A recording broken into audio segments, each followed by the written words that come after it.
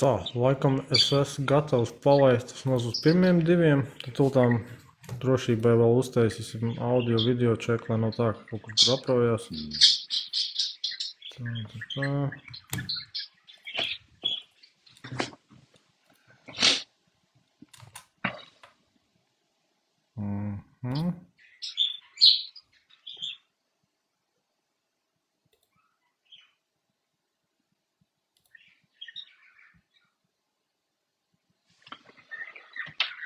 Es ceru, ka tā rūda būs pirms vēl EP jaunais sāks darboties. Vajadzētu ātrāk tam visam atrisināties. Dāvas prasēm tur varētu būt īpaša loma. Bet es saku, tam visam vajadzētu pirms tam jau atrisināties. Bet to jau grūti paredzēt, vai ne? Nu, to ir grūti paredzēt, protams, kaut kādu brīdi viņi tur strīdēsies, diskutēs kāds kaut ko, jo tā, tur jau būs droši vien daudz, kas tajā 14. sankciju paketē, tur kāds pret kaut ko iebildīs un kaut kādu brīdi tas prasīs. Bet tur tas vairāk ir padomes loma, respektīvi valdībām valstu jāspēj vienoties. Bet es domāju, ka par rūdu tur nekāda beigot diskusija nebūs. Tur varbūt par citām lietām kaut kādas diskusijas, kas vienkārši to visu ievelk. Nē, es zinu, ka tas process tur notiek. Vienkārši tas nenotiek tur tik zibenīgi, kā gribētos arī man, tā skaitā. Bet, diemžēl tas kaut kādu laiku prasa. Es zinu, ka tur ierēģi mūsu cīnās ārlietu ministrijas. Process ir. Bet tas jau laikam atkarīgs arī no tā, cik daudz tur lobēt var, vai ne? Jo kopumā lielām valstīm savas intereses. Lielām, mazām, visiem tur savas intereses, un es saku, tā problēma ir tur daudz un dažādas. Tajā sankciju paketā ir lietas, kamēr tur pa katru izdiskutē, kas kam dara vai nedara. Un es nedomāju, ka tur tieši par ūdu kaut kādas varētu būt diskusijas, bet tur jau vēl kaut kas, kam likt sankcijas, kam nelikt. Es tik īsti nesaprotu, tur vai tas ir tas stāsts arī par to, cik daudz, piemēram, Vācija ir atkarīga no tā, ko viņi tur tirgojās. Jo, ka tur varētu būt vēl baigās ieinteresētība no tām lielvalstīm. Nu var, bet, saprot, rūdas gadījumā tā jau tas skumīgākais tas, ka, ja mēs baigi gribētu, mēs jau varētu paši rītā vienkārši to izbeigt. Neviens mums to neliedz. Bet jā, acīm redzot, ir kaut kādas intereses tepat uz vietas, kāpēc ir garais ceļš izvēlēts. Ar pareiziem saukļiem, jā, izbeigt visiem kopā, viss jau tas pareizi, bet to varēja ātrāk izdarīt paši. Kā domā, pēc mangāna rūdas būs vēl kaut kāds nākamais temats, par ko piekasīties? Droši vien, ka tur vēl var atrast visu kaut ko, ar ko tirgojās. Protams, ka būs. Tur jau ir vēl visādi lien ārā, varbūt ne tik tādi militāri, bet to importu tur mēs kā beigi skaļi aizliedzām tur graudus un ko tur, bet tur ir daži lobarības elementi, kurus tur pēdējā brīdī ielubēja, ko mēs turpinam pirkt no Krievijas. Kaut gan viņas var nopirkt arī citur, vienkārši no Krievijas lētāk. Tāpēc bizness. Bet, teiksim, tu jau noteikti zini šo stāstu, ka tajā brīdī, kad aizslēdza tur visus ādus, tur tos importus, eksportus ciet, tad pēkšņi Vidusāzijā un Turcijā tie paši preču apjomi tur 10-kāršojās apmēram, ka mēs vairs netirgojamies tur ar Krieviju, mēs tirgojamies pēkšņi ar Kazahstānu vai tur ar Turciju. Jā, ar Turciju tur varbūt bišķi sarežģītāk, bet tur tā problēma lielā ir tā, ka Krievijam ir tā muitas savienība ar Baltkrieviju, Kazahstānu un, kas bija 4. Kirgistānu, viena no tām valstīm. Un tu faktiski visu to pašu var vest uz jebkuru citu no tām valstīm, piemēram, Kazahstānu un visu. Un tas ir faktiski tas pats, kas vest uz Krieviju, ja? Bet, protams, ka tur Kazahstānai neviens sankcijas virsū neliks. Ja? Tā kā... Izņemot Baltkrieviju, Krieviju, visas pārējās pierobežas valsts bez mazai var tēlot, ka pēkšņi viņām pašiem savu industriju attīstījusies. Tā ir, jā. Tur ir Tā beigi smagā tā tēma ir, bet jā, nu, protams, ka viņi visi apiet un ar laiku visam pielāgojās un eksportē uz Kazahstānu. Un, nu, kā karā vienmēr ir kas pelna. Nu, kādam vienmēr ir jāpelnā, jā, Nu, citādi jau tur jā. nebūtu vērts bezmazliet aiziet kaut ko karot. Jā. Vai kāds domā, pieņemsim, ja mēs runājam par to jūnija vēlēšanu periodu, cilvēki pagājušā tā statistika laikam bija kaut kāda 30% aizgāja. Cilvēki Jā, tagad būs modrāki. Baidos, ka nē. Man diezgan šajā ziņā depresīvs noskaņojums. Nu, tāpēc, ka arī pabraukājot, parunājot cilvēkiem, visiem tā politika ir tā noriebusies ar visiem tiem pēdējā laika notikumiem, ka es baidos, būs vēl mazāk. No kā pašam iespējas ir, es redzēju, ka bija tur tie video rullīši, ka laikam pa reģioniem jau pabraukāja. Ja? Pabraukām, jā, nu tas, ko es saku, nu, tas iespējas tāds, ka cilvēkiem politika kā tāda ir vienkārši. Arī ārkārtīgi daudz par nezinu, ka kaut kāds Eiropa parlamenta vēlēšanas tuvojās. Bet, tas varētu būt atkarīgs vienkārši no kaut kādiem informācijas burbuļiem. Nu, piemēram, panorāma taču noteikti stāsta. Droši vien, ka tas ir atkarīgs. Panorāma jau beigi īstenībā nestāsta, ko tas pa laikam vai reitingiem pastāsta, bet, nu, droši vien, ka no informācijas burbuļiem, bet netic cilvēki vispār politikai ļoti netic. Un pēdējā laika notikumi galīgi nepalīdz tam. Bet kā pašam, piemēram, redzot tagad tā bišķi ciešāk tur tos politiķus, nav tā, ka vienā brīdī vienkārši piegriežas tie mudaki? Es neatbildēšu. Nu, ir jāpierod, jā. Bet ir specifiski, vai ne? Ir protams. Tas, kas ir tāds specifiskais, ka tu redzi, kā ārkārtīgi daudz tam visam pieiet, nu, vienkārši kā sports. Nu, tā kā kurš kuru kā apspēlēs, ir nevis tas, kā pašmērķīgi, jā. Jā, tāds. Un tā ir, manuprāt, problēma. Tas ir, nu, pilnīgi visās partijās. Nu, visiem tur tā.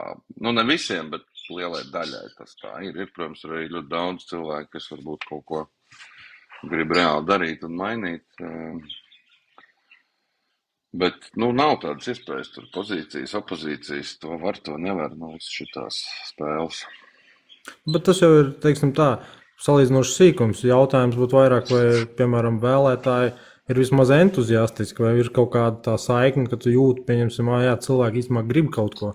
Bet, ja tu saki, ka pa reģioniem pabraukā jau cilvēki ir jau tādi... Nē, nu, ir daži, protams, ir, bet nu, tas ir absolūtais mazākums. Nu, tādi, kas nāk kaut ko pārdzīvo, runājās un stāsta. Lielais vairums ir. Nu, es saku, ir tāds, nu, tāda neticība. Vienkārši netic, ka kaut kas vēl var mainīties uz labu. Bet, teiksim, pašam ir tāda, nu, tas spīta optimisms vairāk. Jo kaut kādā brīdī jau var teikt, nu, pagaidi, Džek, 30 plus gadi pagājuši kopš neatkarības atjaunošanas, varbūt tomēr vienkārši nejēdz, nu nemāk vienkārši to lietu. Jā, bet tur jau neviens cits kā vēlētāji beig neko mainīt nevar. Vēlētājs jau pēc būtības var izvēlēties, vai viņš grib šeit maksāt. Jā, bet tur jau neviens cits kā vēlētāji beig neko mainīt nevar. Vēlētājs jau pēc būtības kādos apstākļos un nepamēģinās, neuzzinās, var kaut ko mainīt vai nevar.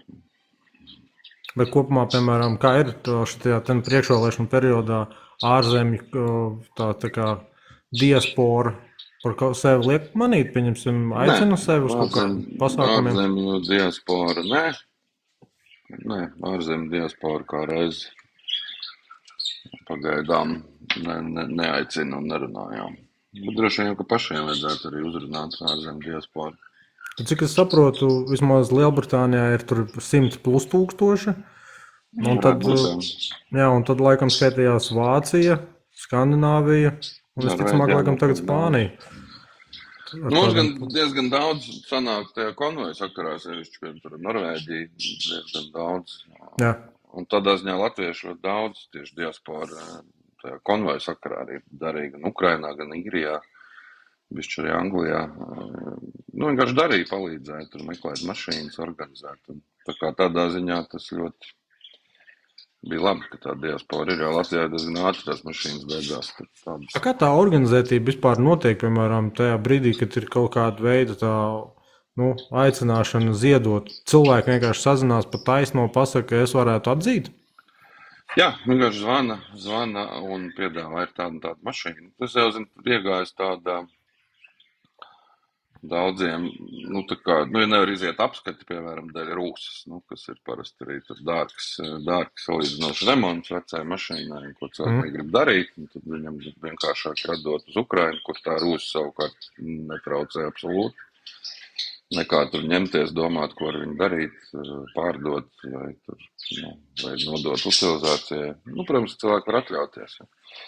Vai arī citi, vienkārši pērk jaunu mašīnu, tad veco arī negrib tur SSA cīnīties ar mobīlo telefonu piedāvātājiem. Vienkārši viņu noziedo uz Ukrainu. Bet tad sanāk, ka var arī ziedot tās, kas nav tehnisku apskatu izgājuši? Jā, protams, apskatu mums, ja viņi ir tehniski lietojamā kārtībā, tad tur kaut kādi brūsi, sevišķi vizuālie defekti, vai nestrādājuši rokas bremzes, vispār netraucē tur. Un kā notiek pati loģistika? Tas ir tā, ka uz kaut kādu to vilcēju, uz fūras? Nē, brauc. Pirmkārt, katrs ziedotājs var pats arī braukt, nodot rokās saņēmējiem un pārliecināties, ko daudz arī dara. Bet mums ir brīvprātīgie, apmēram tajā WhatsApp grupā, 1000 aptuveni cilvēki. Katru piekdienu brauc, mēs pārbraucam pāri robežai Ukrainas, un tur arī tie Ukraini pretī un atdod ar viņiem parunāt. Cik tas sanāk ilgs ceļš no Latvijas?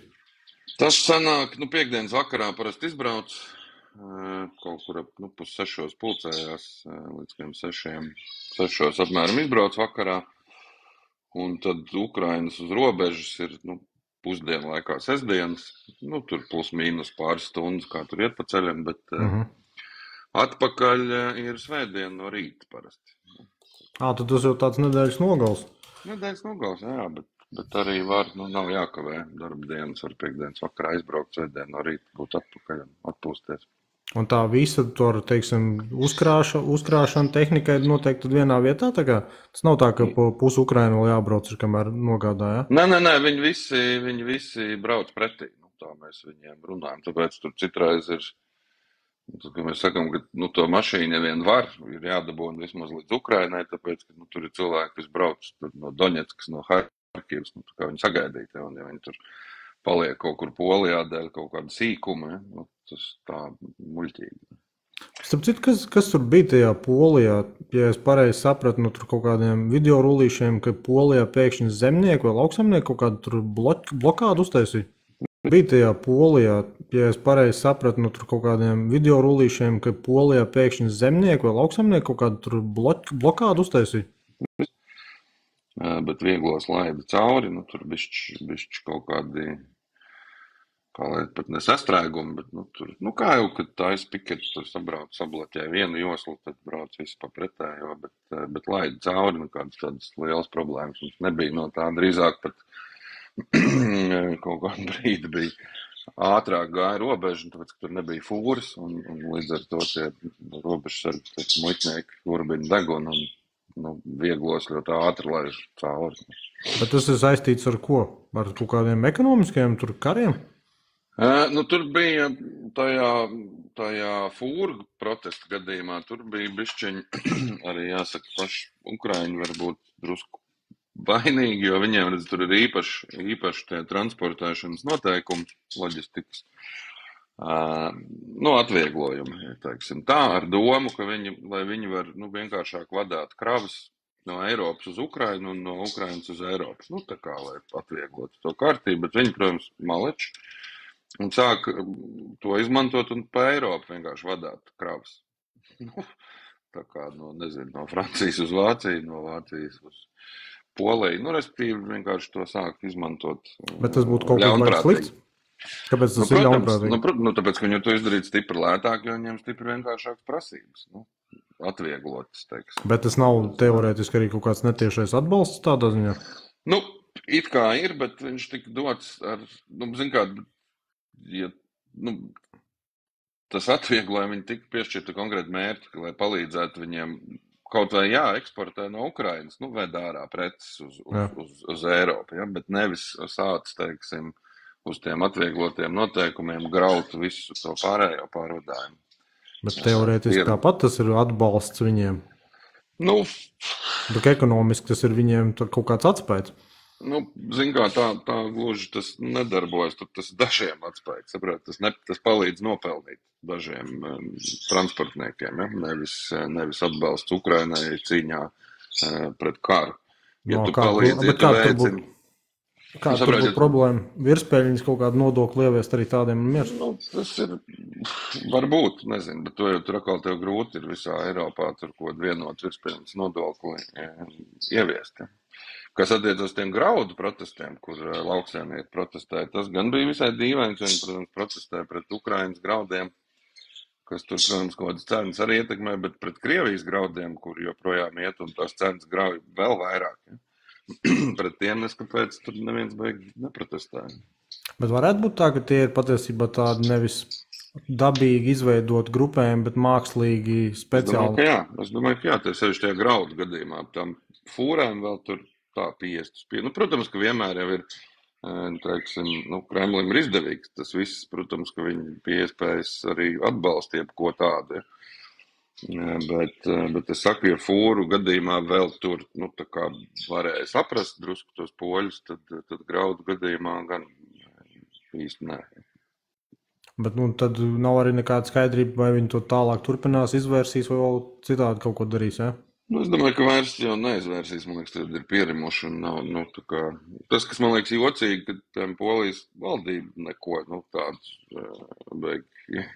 vajag nedara. Mēs pret mangānu rūdu piketu uztaisījām, mums visiem visu sauc pratināt. Tur Polijā tā kā kaut kā, nobloķē šoseis, nobloķē, policists stāv un skatās.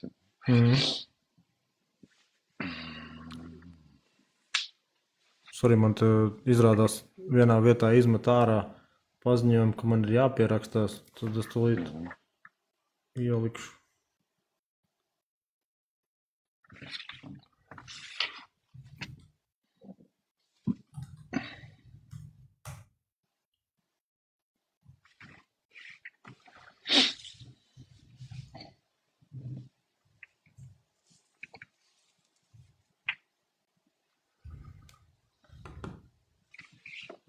Kāds nāks vispār, ka pašam, teiksim, Facebooks un Twitters, bet ne pārējais? Tas tev kā apzināti? Nē, es zinu, kā jau vecs cilvēks, konservatīvs, kas sākotnēji bija tie. Ne, Instagramā man ar kaut kas likam, tur bišķirdu sen gan mēs neko licis, bet kaut kā, jā, tur likam, tur bišķirdu sen gan mēs neko licis, bet kaut kā, jā. Sākumā tikai sāk tā aktīvi pievērst uzmanību vispār, kas tur ir, pa ko tur runā. Bet man liekas, ka tur ir baigi daudz mēnešu sērdzīgiem. Ir, jā, bet to var filtrēt, bišķi jāpiestrādā, tur pirmkārt jāskatās, tas Twitters visu laiku tā spītīgi mēģina piedāvāt to saturu, ko viņš uzskata, ka tev vajag, bet tur var pārslēgt uz to, ka tev rāda tikai tos, kuriem tu seko, un līdz ar to arī, tādā veidā filtrēt to visu. Bet tevi var redzēt tāpat vēl citu, vai ne? Tas kā kuram vai tie, kas seko, vai tiem, kam ir uzlikts algoritms, tiem kaut ko izmet, varbūt, ik pa laikam. Ja es saprotu, ka jā, viņš tev parāda tāds profils, pa kuram tu vispārībā neesi iepriekš dzirdējis. Tātad tev ir tas uzlikts, tas algoritma režīms, ka viņš pats tev piedāvā, ko viņš uzskata, kas tev būtu jāredz. Tad es viņu varu pārslēgt tikai uz tiem, kuriem sekoju, bet ja es nesekoju nevienam. Vai ļoti maz, tad neko maz arī tev būs. Jā. Skaidrs. Jā, tad mazai tev jāzina apmēram, kam ir jāseko, lai tev būtu kaut kāda tur jaunuma. Jā. Bet kā tu izdomāji, teiksim, ka tev tieši Twitters tev patīk taisni tas teksta formāts, ja? Man patīk, jā, teksta formāts. Zin kā, man jau nebija nekad plāns tur būt pa kaut kādu baigot tiktokeru vai facebookeru, ka tāds vidējais pilsonis tur vairāk lasīja, pa laikam kaut ko ierakstīja. Un vienkārši ar to konvoju tas izvērtās par tādu aktīvu twitterošanu nosacītu. Pirms tam man tur bija kaut kāda, es nezinu, laikam kaut kāda gandrīz 2000 sekotāji bija uz to brīdi, kad, sākās tas viss. Tagad ir laikam kaut kas pie 17,000. Un kā ir, piemēram, no tādas publiskās personas puses, ir arī kaut kādi tādi, nezinu, uz ielas tie neveiklie momenti vai kaut kā citādi, kad liekas, būtu labāk anonīms? Ir, protams, kad ir, bet zin kā, baigi jau es tur ilgi, tu tur nejūti, es tur to jaunmērības pļauju visu laiku dzīvoju, tur darbs mājas, tu jau baigi nejūti tādu, ka tu esi kaut kur baigi atpazīstams. Tāpat pa pilsētu, vai ne? Sanākt. Tagad sanāk vairāk, tagad arī attiecīgi jūt pa brīdim. Bet nav arī tik traki. Un kā vispār, teiksim tā, runājot par Eiropas parlamentu vēlēšanām, kā vispār ir tādas sajūtas tajās Eiropas parlamenta vēlēšanās tie, kas ir tie pārējie konkurenti? Viņi tādi entuziastiski ir vai vispār nav manēts, kā tur varētu būt? Jo citreiz es atceros, bija tā, ka, ja teltis uzstāda, tad uzstāda bez mazliet 3 vai 4 partijas viena otrai blakus, jo vienkārši zina, ka tur ir tā vieta, kur cilvēks staigā. Nav baigi entuziastiski, manuprāt. Manuprāt, nav. Droši vien, ka lielās partijas kaut kā pārliecināts vismaz bija par to, ka tāpat viss būs labi. Un nacionāļiem izskatās, ka tur tiešām defaultā. Labi, jā, bet es arī tur tādā ne uz visiem gluži skatos kā uz baigiem konkurentiem, jo tur visas kvalitātes noderēs, tā skaitā pieredze.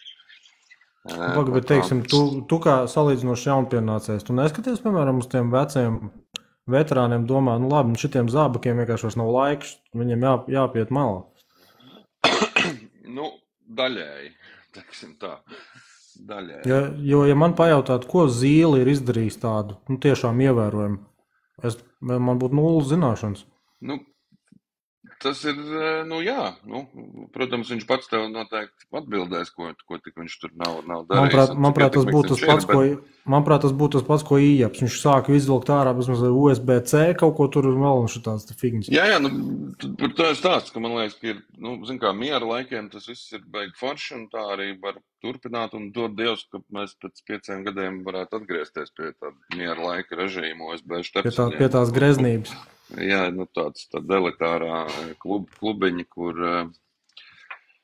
kur visi bauda dzīvi un apspriež dažādus jautājumus, bet šitos 5 gadus vajadzētu bišķi, kur visi bauda dzīvi un apspriež dažādus jautājumus, bet šitos 5 gadus vajadzētu bišķi. Viņa ir, teiksim, komplektā ar kodu reālās situācijas apzināšanos un saprašanu. Bet man liekas, ka tur dzīvojot tur 20 gadus vai 15, bišķi zūd. Jo man arī bija viens no arī tādiem impulsiem vispār to darīt. Es tur biju novembrī pagājušajā gadā, uz to, laikam novembris, tas bija uz to pilsoņu balvu pasniegt. Tad tur, zin kā, visiem tiem eiroparlamentāriešiem tur aprunājies, ne tikai Latvijas, daudziem. Tad visiem no kā tur Ukrainā, kā tur viss īstenība. Tāds, saprot, nav, jau ko ziņas skatās un neko vajag to īstenību tur nemaz nesaprot. Tādā ziņā, ka nav jau tā pati situācija, vai ne? Jā, tieši tā. Tā kā tā, bet, saprot, galvenais jau, lai tur netiek Ždanoks un visādi šādi veidīgie latvieši. Bet sako, grib, ja tagad izrādītos Ždanoku, mums tas skatītājos kaut kur gribētu pieslēgties, es labprāt gribētu dzirdēt, kas viņai stāstāms ir. Tāda, man liekas, ka 30 gadu tāda karikatūra. Jā, pie tam viņa jau, manuprāt, pat vispār nav pats bīstamākais elements, tā jums dēļ, ka viņa visu mūžu, manuprāt, atklāti ir darījusi, tā kā to, ko viņa darīja. Tas jā, tur nevar neko sportiski pārmest. Beigais, tā kā pārsteigums pēkšņi visiem, ja izrādās, viņi ir sarakstījušies ar kādu un tā, bet ir jau, man liekas, arī daudz bīstamāki kadri, kuri it kā baigi par Latviju cīnās, tikai dara visu savādāk. Bet tos jau nevar īsti izķert. Nu, jā, grūti. Jo būtība jau laikam ir tāda, tu spēlē to noteikto spēli vienkārši līdz kaut kādam kritiskam momentam, kad ir kaut kāds pasūtījums vai svilpiens. Nu, arī tas, jā, pirmkārt, tie klusie aģenti, kas, es domāju, ka mums ir ārkārtīgi milzīgs daudzums vispār valstī. Un pie tam tur nemaz nav jābūt tev kaut kam ārkārtīgi ietekmīgā amatā, bet vienkārši jādzīvo, piemēram, es nezinu, Adažos, teiksim, ja? Un tad vajadzīgā brīdī tev palūdz atsūtīt kaut kādu fotogrāfiju no konkrētas vietas, ja? Par pārsimt eiro, piemēram, ja? Un tev katrs tāds atsevišķs liekas beigi nekaitīgs, nu vai ko te viens tāds var izdarīt, bet ja viņi tev ir 10 000 pa visu valsti vai 1000, ja? Nu, tad tas ir ļoti, ļoti iedarbīgi. Jo arī Ukrainā ir tās raķetes, kas lido tur pa pilsētu, viņas jau pamatā lido tur, kur kāds ir atsūtījis, ka šitajā mājā tur džeki formā tusē. Un viss, un atlido raķeti. Nu, Harkovā, piemēram, nevar pilsētā vairs neļauj viņiem formās iet uz darbu. Nu, tāpēc vienkārši tu vienā ēkā visu laiku staigā vīriešu formas tērpos un sievietes, tad agri vai vēlas tur kaut kas atlido. Vienīgais, ja runa ir par izlūku informāciju, būtu jokaini, ja, piemēram, ir tāda blīva apdzīvot vieta, kur tiešām militāristi salīdzinoši ilgi uzturos. Nu, jā, tāpēc, bet viņi jau tur arī maina visu laiku tās vietas, bet viņi arī mācās, jo viņiem pašiem bija pārsteigums, tas milzīgais šitādu nosacīt spiegu apjoms, jo tu saproti, neviens nekad tad parastu pensionāru nav baigi uzskatījis par kaut ko ārkārtīgi bīstamu, kurš tur, nu, pie tam reāli tas viss pat notiek, ne jau tur varbūt daļa kaut kādas pat ideoloģiskas pārliecības, bet daļa elementāras naudas, tur, kaut vai tur 100 eiro, kas tur, piemēram, Harkovā milz naudu šobrīd. Un tā, nu, tad tādus cilvēks bija grūti ir kaut kā laicīgi izķert. Man liekas, ka tur jau tā lieta, ka tā izķeršana īsti nevar pat priekšlaicīgi notikt, jo pēc būtības simpatizētāji, kolaborationisti ir visos laikos, tikai jautājums, kas ir tas, kas viņiem ir tas galvenais motivētājs, un citiem būs ideoloģija, citiem atkal vienkārši tīri materiālā kaut kāda ieinteresētība. Bet tā Latvijā, piemēram, Brīgā, es to uzreiz saku, es nešaubos, jo te ienāktu, sarkanā armija, te būtu vismaz kā trešdaļa, kas tur uz ziediem gribētu sagaidīt. Nu, es arī par to es diezgan drošs, jā. Tas, var jau būt, ir cerība, ka vismaz daļa no viņiem ir sapratuši, ko tas nozīmētu, ja šeit kāds nāktu, ka tas nozīmētu, ka vispirms noslaucīt viņu mīļo rajonu ar gradiem. Viņam jau nav tādā ziņā mīļš. Padomā, liela daļa cilvēku, kas ir tādi nosacīti viegli suģestējumie, viņi jau nebūs tie, kuriem ir baigie īpašumi, baigās saimniecības, baigie uzņēmumi. Viņiem reti, kad būs kaut kas dārgāks, kā tikai varbūt labākajā gadījumā drēbes, telefons un mašīna. Nu, varbūt, bet kaut kādu tur gradu savā logā saņemt, es domāju, ka arī viņiem negribās. Ja vienkārši es ceru, ka viņi redz to metodi, ar kādu tas viss notiek, un viņš tomēr padomās, vai viņi tiešām to grib. Bet jā, no otras puses varbūt viņi tik tālu nemaz nedomā. Jā, jo ko es esmu redzējis no kaut kādiem vecākiem cilvēkiem, viņiem ir tas uzsēdiens vienkārši uz to, ka agrāk izglītība, medicīna, viss bija bez maksas, apmēram, viss kultūra, viss, čau. Aizmirstam, kas ir vārda brīvība, aizmirstam, kas ir vispār polēmika, politika, aizmirstam, kas ir vispārībā pārvietošanās brīvība. Aizmirstam par to visu. Vienkārši bija kaut kādas lietas, kur komunālie bija zeme. Nu jā, bija dižinā impērija, no kā visu pasauli baidījās. Tas jau viņiem bet starp citu, tas varētu būt īstenībā tas īstais daudziem motivators. Grib justies nevis tikai diženi, bet vienkārši galvenais, lai nebūtu apkaunoti. Tas ir varbūt tas, kāpēc tur nekādas sankcijas uz Krieviju baigi nestrādās, tāpēc, ka tie cilvēki, kā dzīvoja nabadzībā lielākā daļa. Nu, protams, Maskavā tur viss ir rožaini, bet viss perifērija. Viņi kā dzīvoja nabadzībā, tā dzīvos, tikai šobrīd viņi jūt slepni. Par to, ka redz visa pasaule no mums baidās. Ja.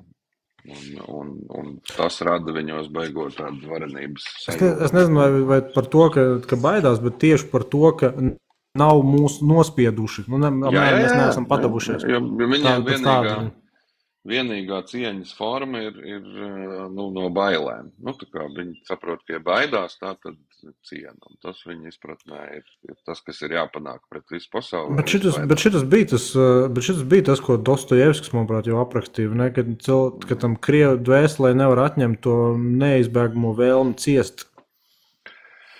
Ciest un attiecības ar apkārtējiem veidot, faktiski tikai caur vardarbību. Viņiem viss jau tajā kultūrā. Džungļu likumi. Tie ir vienkārši džungļu likumi. Sit tā tad mīl, sit savējos, lai svešie baidās. Ja?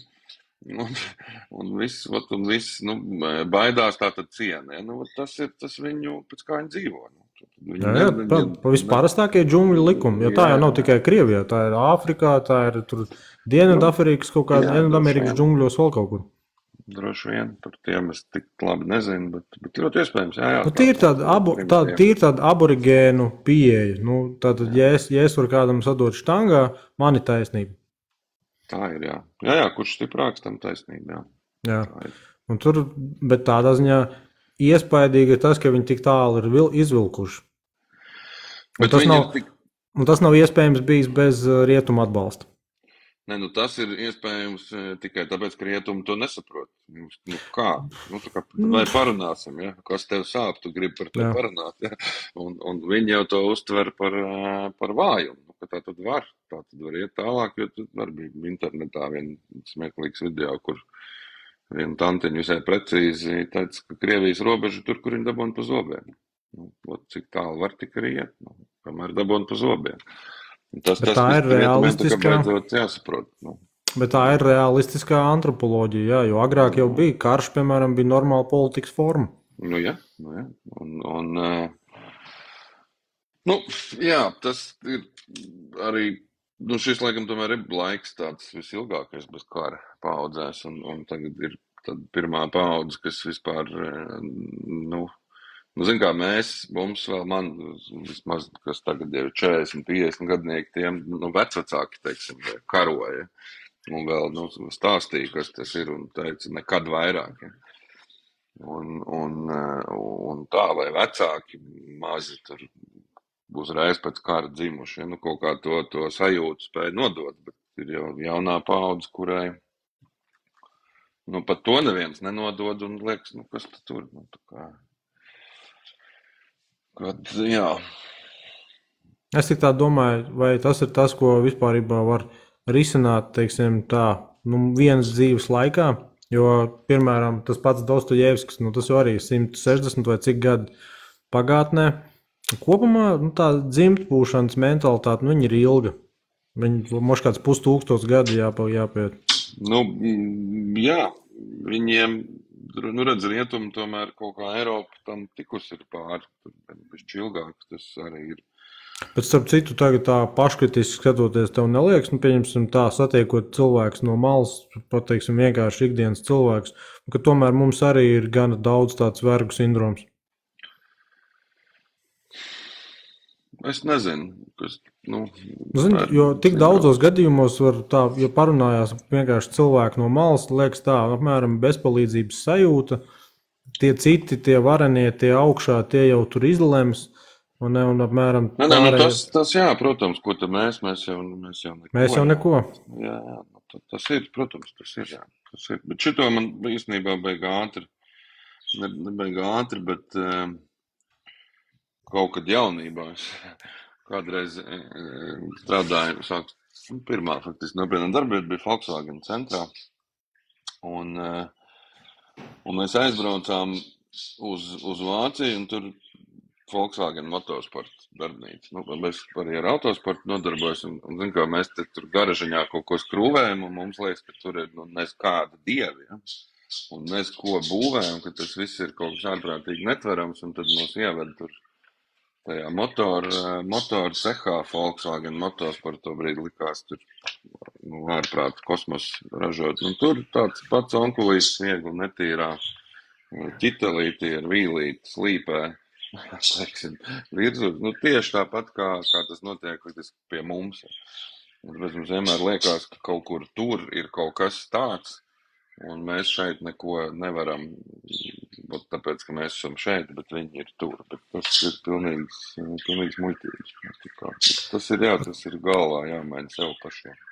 Kādu domā, tagad, piemēram, Z paudze vai tā paudze, kas būs, teiksim, ap 18, 19 gadu, tie jaunie vēlētāji, kam viņi pievērš uzmanību?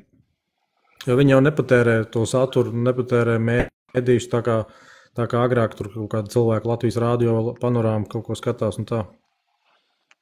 Es nezinu, kam viņi, tāpat jau godos atstīgs, viņi skatās, ka viņiem politika lielam neinteresē. Un īstenībā tas jau nemaz nav, nu, tā kā tas, ka neinteresē politika cilvēkiem vairumam, tur ir, nu, divi iemesli. Var būt viens ļoti labs, otrs ļoti slikts. Viens, ja ir tik laba dzīve, ka tev, principā, nu, idejas, ka tā ir, ja tev visu kārtībā, nu, ko tev to politiku interesēties? Nu, tā kā viss darbs ir normāli. Jā, pats minimums ir, jā. Viss ir, tur bērndārs ir bērnam, skola ir, slimnīca ir, viss funkcionē, nu, ko tur pārdzīvot. Ja?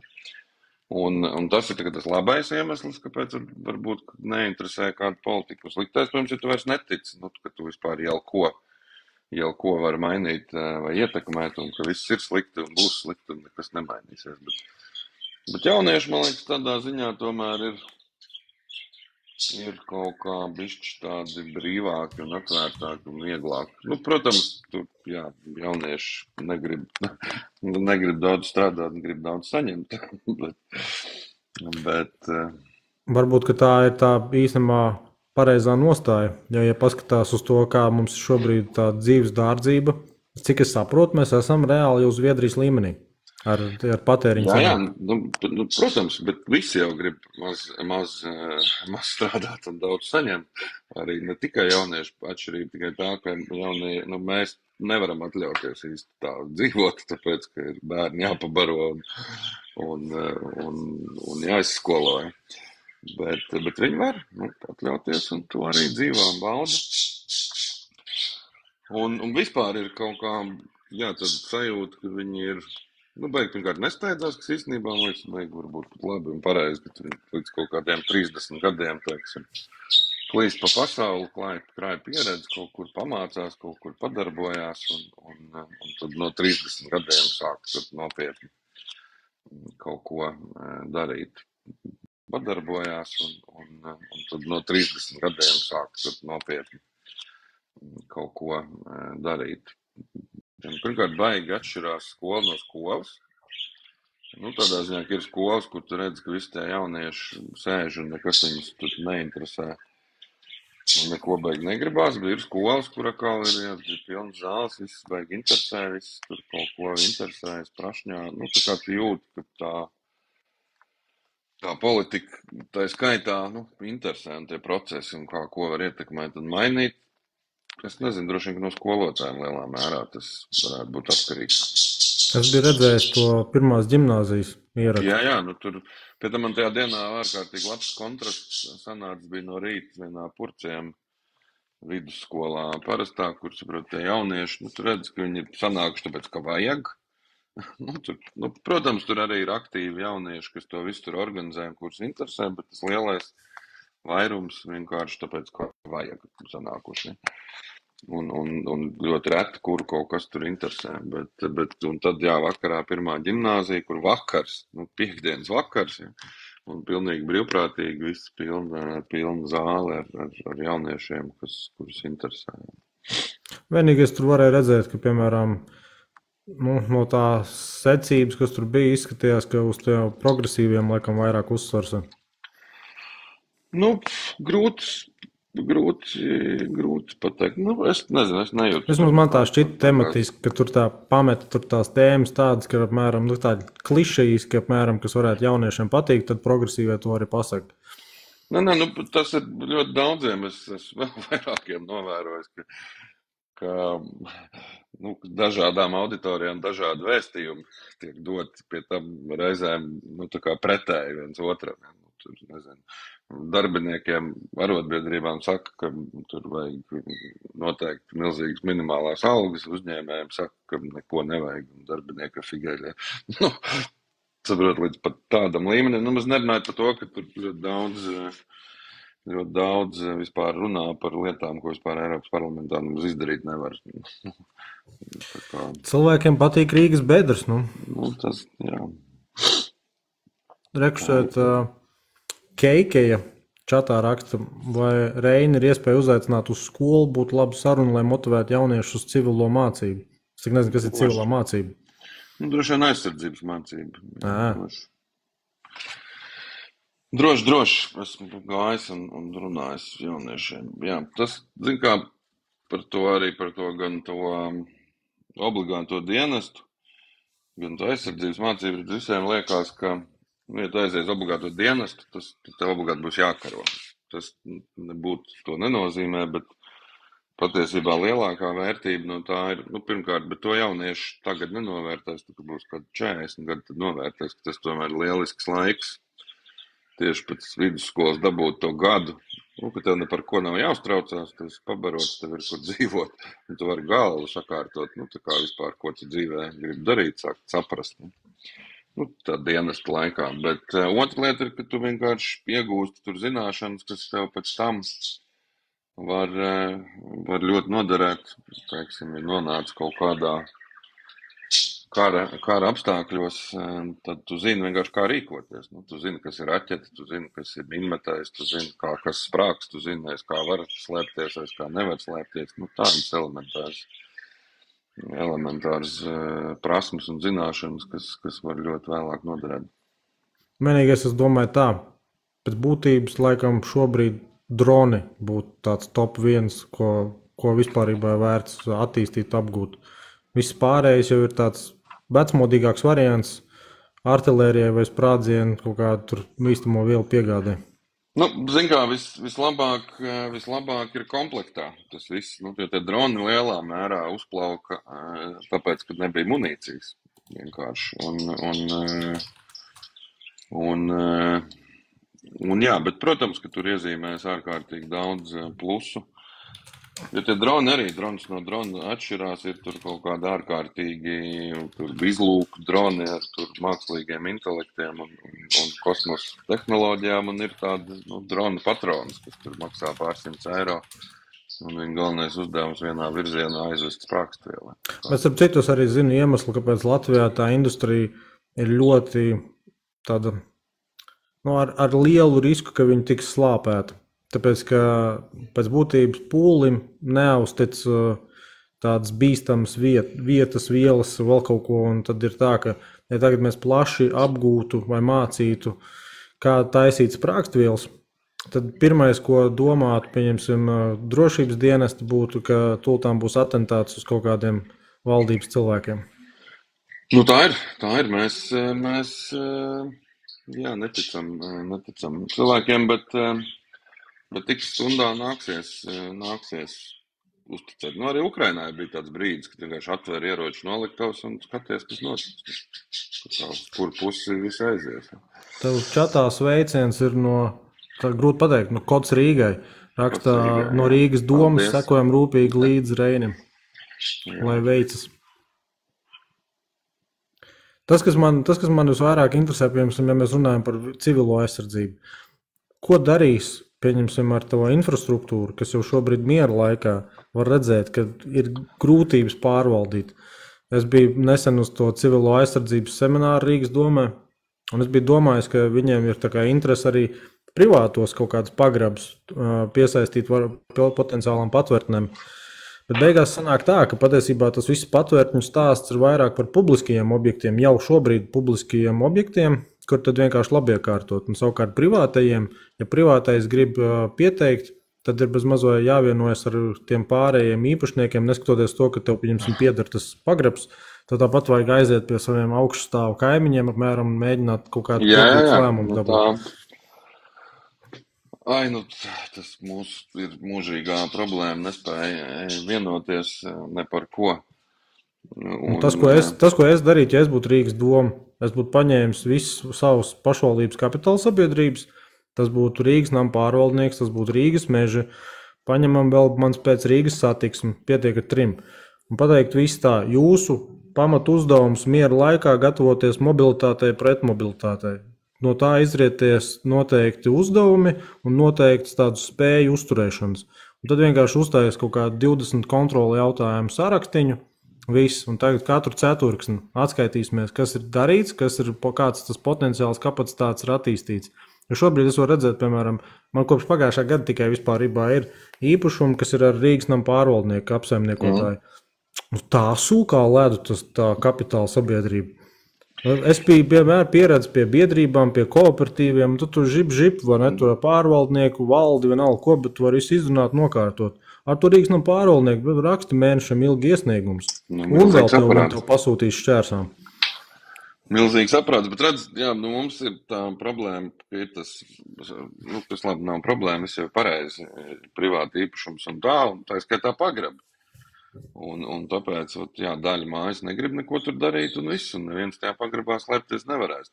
Es pieļauju, ka to var regulēt ar vismaz normatīviem aktiem, ka tam pagrabam ir jābūt vismaz sakoptam un pieejamam, ja?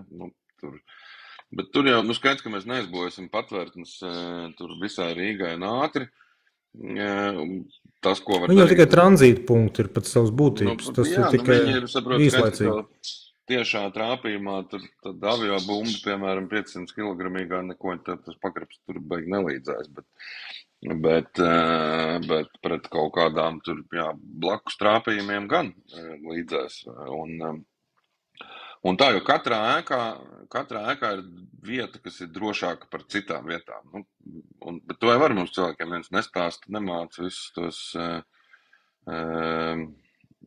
tur, 2-3 sienu principus un visas šitās lietas. Protams, bail stāstīt, tāpēc, ka cilvēkiem būs panika, ko jūs mums stāstat, ka tūlīt raķets lidos, bet piemēram, jaunajos projektos gan pilnīgi mierīgi varētu šīs te patvērtnes kaut kā attīstīt. Protams, ka tur ir problēma, ka tajā brīdī, kad tu liec attīstītājiem izbūvēt patvērtni, piemēram, obligāti, tad, protams, ka tev būs dārgāk dzīvokļi. Bet tas ir atkal tas, ko var mēģināt no tos līdzfinansējums Eiropas tādām lietām dabūt, jo ir vēl viena lieta, ka viss tā Eiropas kopējā civilā aizsardzība, viņi paredz jebkādas situācijas, tur plūdus, izvirdumus, zemestrīces, jebko, un visi tur viens otram gatavi skriet palīgā. Ja? Tur vienā valstī tas, otrā valstī šitas, tur 24 stundu laikā visi tur ierodās, un viss tas tiek koordinēts, bet tas ir visos gadījumos izņemot karu. Jo tajā brīdī, kad ir karš, nevienam nekur palīgā te beig neskries. Tieši tur ugunsdzēsēji vai mediķi. Ja? Tā ir mana tēma. Nē, skriesim tāpatām. Uz kurieni? Tur, kur vajag. Katastrofa pārvaldība būs. Jo redz, ir tā, visa ideja jau uz vietas, jā. Kas ir Latvijā, bet tev jau, tur aiztaisīs, labi, tad būram tur pilnīgi drāma, bet Suvalku koridors cieta, gaisa telpa cieta, kurš tev palīgi atbrauc? Tur neatbrauc, pašiem jātiek galā, un par to ir tas stāsts, ka tā mūsu... Bet Suvalki ir no Ramšteinas nobombardējumi 15 minūtēs. Neviens sauszemes piltuvu tur nevar uztaisīt. Arī šobrīd, piemēram, Ukrainai nebrauc baigi, izņemot kādus individuāli brīvprātīgos, bet Latvija nesūta ugunsdzēsējus, uz Ukrainu palīgā. Bet tā visa atšķirība jau... Eiropas plāns neparedz tādu rīcību. Jā. Bet visa tā ideja jau ir tāda, karš paies zem cilvēku radītajām katastrofām. Diez vai. Nē, tas tā nav. Bet respektīvi... Antropogēnā katastrofa, arī kari. Bruņotie konflikti tādā ziņā. Bet tur nav nekāda rīcības algoritma šajā situācijā nav. Ir tā, ka rīcības algoritms parasti ir komisijas. Tādā izpratnē, ka vienkārši sanāks kolektīvā organizācija un tad ad hoc lems. Jā. Varbūt. Bet, respektīvi, tas, ko es teiktu, ka mums tos mūsu glābšanas dienestus vajadzētu diezgan pamatīgi stiprināt visos iespējamos veidos, tāpēc, ka x stundā tā būs otra armija, kas izglābs varbūt vairāk cilvēku nekā pirmā. Es piekrītu, bet es neticu, ka tas varētu notikt pie tās sistēmas, kāda šobrīd ir. Ja kāds būtu gatavs veidot paralēlo kaut kādu žandarmēriju, tad jā, bet pie esošās, ja tu man godīgi prasi, es domāju, ka tur ir visādos līmeņos FSB vienkārši tiešie kontakti. Es nezinu, es nevaru vienkārši iedomāties to scenāriju, kur laicīgi visa nepieciešama informācija nenonāktu pretinieku rokās. Varbūt. Bet jā, viss tas, ugunsdzēsēji kādā stāvoklī mums noteikti tur kaut kas bišķi uzlabojās, bet jā, tā nedrīkst. Šogad pozitīvi bija tas, ka mēs saņēmām jaunas Scanias. Tas tā ļoti jūtamies kā rietumos. Jā, un vēl kaut kādu čupu tur vieglās mašīnas arī bija. Tās vēl būs, jā. Vēl būs. Mums starp citu runājot par pick-upiem, Vugdam būs arī Sangyong Muso. Ko tu saki par tādu? Nevar neko nav. Viņam jau nav vēsture. Es nezinu, bet es godīgi neņemtos reiz apgalvot, ka tas pilnīgi noteikti būs kaut kas ļoti slikts. Kaut kādas Sangyongas vecos citus modeļus mēs arī esam veduši, neko visi viņi brauc un aizbrauc. Protams, ja man būtu jāpērk pick-ups, es droši vien kaut kādus citus pirkt, bet teiksim, kas pick-upiem, jo tā man īstenībā aktuāla tēma tiešām, tas nav pārspīlēt. Kas pick-upiem ir Hiluxam tik sevišķi, ka nekas cits netiek klāt? Jo laikam tagad sanāk pat, ka Mitsubishi īsti pat nav vairs Latvijā. Jā, viņi tur kaut kā politiski tos tirgus maina. Hiluxam ir labs, ka viņš vienkārši nelūst. Strādā. Bet, piemēram, Ford Rangers. Ford Rangers bija ārkārtīgi labs, viena paudze, kaut kāds, man liekas, 7. 2000 gads, tie baigi labie.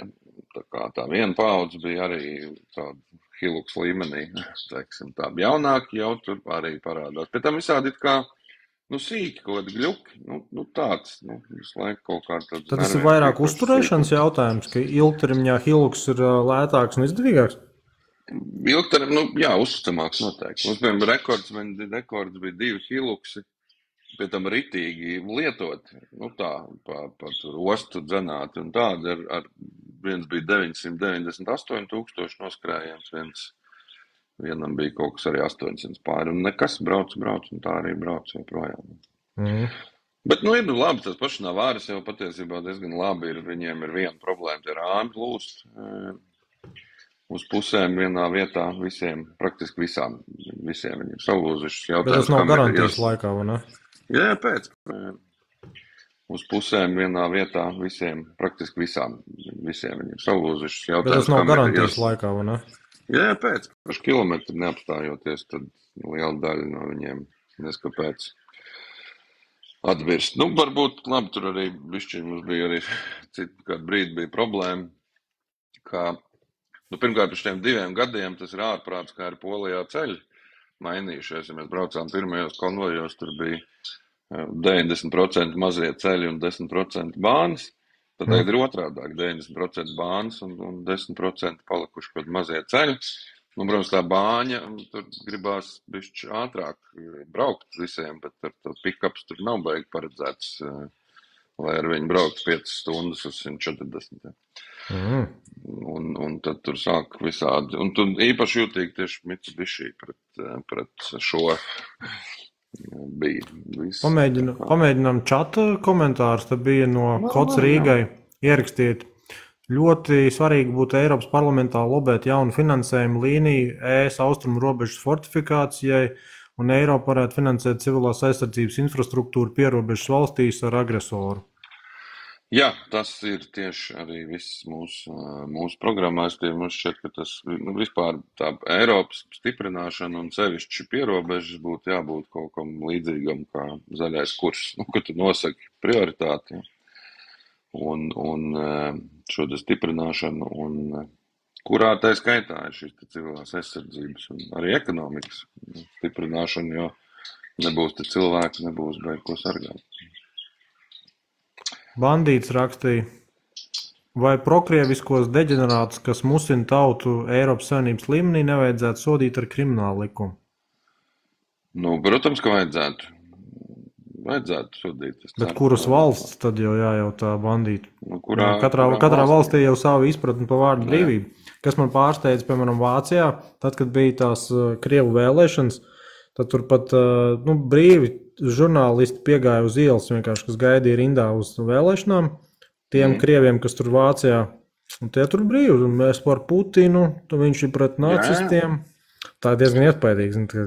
Tur viņiem tā vārda brīvība ir mierīga. Šita ten jau, protams, viņas jau būtu policijas ekipāžu paņēmusi. Zin kā, tur to var, protams, un tā, bet arī tur tā informācijas telpā, ja tajā padzīvo Krievijas, tur baigi ātri. Mēs jau smējāmies tur, tikko tas karš sākās, mēs braucām pirmajā konvojā, un zin kā, visi tur skatās ziņas un ko dažādus kanālus, tad mēs tur smējāmies, ka klausies, es Solovu jau 15 minūtes paskatījos, man liekas, ka tur toči nemaz nav viss tik viennozīmīgi. Mums varētu tur tā skalot tas smadzenes cilvēkiem. Bet starp citu, tas Solovjovs, viņš taču 100 punktu ir kaut kāds rietumu aģents, kurš vienkārši tēlo baigāko tur to ruporu Krievu varai. Jo viņš tik uzspēlēts ir. Ka man liekas, viņš vienkārši teātris spēlē. Bet tas strādā. Jā, uz kaut kādiem lētecīgiem bariem jau kāpēc gan ne, bet vienkārši viņš pats neizskatās, ka viņš tic tam, ko viņš tur runā. Es domāju, ka viņš ir augsta līmeņa profesionāls, diemžēl. Man liekas, ka vairums viņa jau tur tāda ir. Viņš nevar būt, ka viņi labi tur Putins varbūt internetu nelieto tiešām. Bet viņi pārējie visi taču saprot, kas notiek. Bet, acīm redzot, kaut kā laba dzīve patīk. Nauda nesmir, darbi bija jau tādi, kas aizgāja prom. Nedarīja, vai kaut kādu robežu sasniedz, cik tālu var melot, un kad vairs nevar, un atteicās turpināt. Viņi nē. Bandīts raksta, ka darbojas pret Eiropas Savienības interesēm un drošību, tad tā ir nosacīta vārda brīvība. Viedokļu paušana tā Vācijā tāpatām skaitīsies, jo kamēr nav tur kaut kādas, laikam, konstitucionālās tiesas atzinumi par to, ka kaut kāda partija skaitās baigi tur genocīdu atbalstošā, tad laikam tur viņi drīkst visu kaut ko teikt. Tas tā vienkārši viņiem ierasts ir, bet Kods Rīgai tālāk rakstīja čatā, ka Vācijā ir baigi sasiet simpātijās pret Krieviju, tur ilgi Krievu KGB un FSB ir pastrādājuši. Vai arī vienkārši daudz Krievu imigrantu pret Krieviju, tur ilgi Krievu KGB un FSB ir pastrādājuši. Vai arī vienkārši daudz Krievu imigrantu. Nenovērtētie rietumi, ka Kremlis tomēr ļoti ilgtermiņā spēja darboties, un tas, kas pēkšņs negadījums, ja pēkšņi sākās karš, tas jau visi tie procesi ir tur gadu desmitiem, 20 gadus konkrēti gatavoti uz to iet. Šrēders, labākais piemērs. Jā, un kur viens no tiem viņa būtiskākajiem instrumentiem bija tieši šo te politiķu nosacītās jaunās paaudzes pa visu Eiropu audzināšanu, 20 gadus, ja? Un kuri tagad tur iespējams sāks nest dividendus, tāpēc jau tur zināmas bažas ir par to, kā beigsies šitās vēlēšanas, ka tieši šī te visi tad Orbāna veidīgie kaut kur ar pareiziem saukļiem mēs par mieru un viss tas ir jābeidz. Ja? Tur taisīs ziepes, bet tas, ka tur Kremlis ir visā Eiropā kaut kādu jauno politiķu paudzi izaudzinājis savās interesēs, tas ir diezgan droši. Bet kā domā, piemēram, ilgtermiņā skatoties, nav vienkārši kārtējie tie teritoriju sadalīšanas periodu, jo agrāk tas bija normāli teikt, ka Krievi, Zviedri, Vācieši sadalīja tur Baltijas valstis, visu kaut kāda centrāla Eiropa, un tad ik pa laikam savā starpā rīvējās. Man šķiet, ka tomēr lielākā daļa rietumu civilizācijas bija pārliecināta, ka beidzot viss ir sadalīts. Un tagad, pelnam piķi, ja, viss. Jā. Un tad atnāca Putins un teica, ka nē. Viss ir sadalīts, bet nepareizi, vajag pārdalīt. Ja. Kam, man liekas, šeit vienam saprātīgam cilvēkam prātā nenāca, ka mūsdienās kaut kas tāds vispār varētu kādam ienākt prātā. Jo viņš jau, saprot, ar ko atšķirās Krievija no pārējām 14 padomju Savienības republikām bijušajām, ka mēs visi 14 uzskatām, ka mēs ieguvām beidzot savu valsti. Jā. Viņi vienīgi palika ar sajūtu, ka viņi pusi savas valsts ir pazaudējuši, un viņi vajag atgūt. Jo viņiem jau padomju Savienība arī bija diženā Krievija, ne jau tur kaut kāda tautu savienība. Vienkārši Krievijas impērijas forma, un viņi pusi pazaudēja, viņiem pusi atņēma, un tagad to visu vajag paņemt atpakaļ. Tā arī ir tā atšķirība.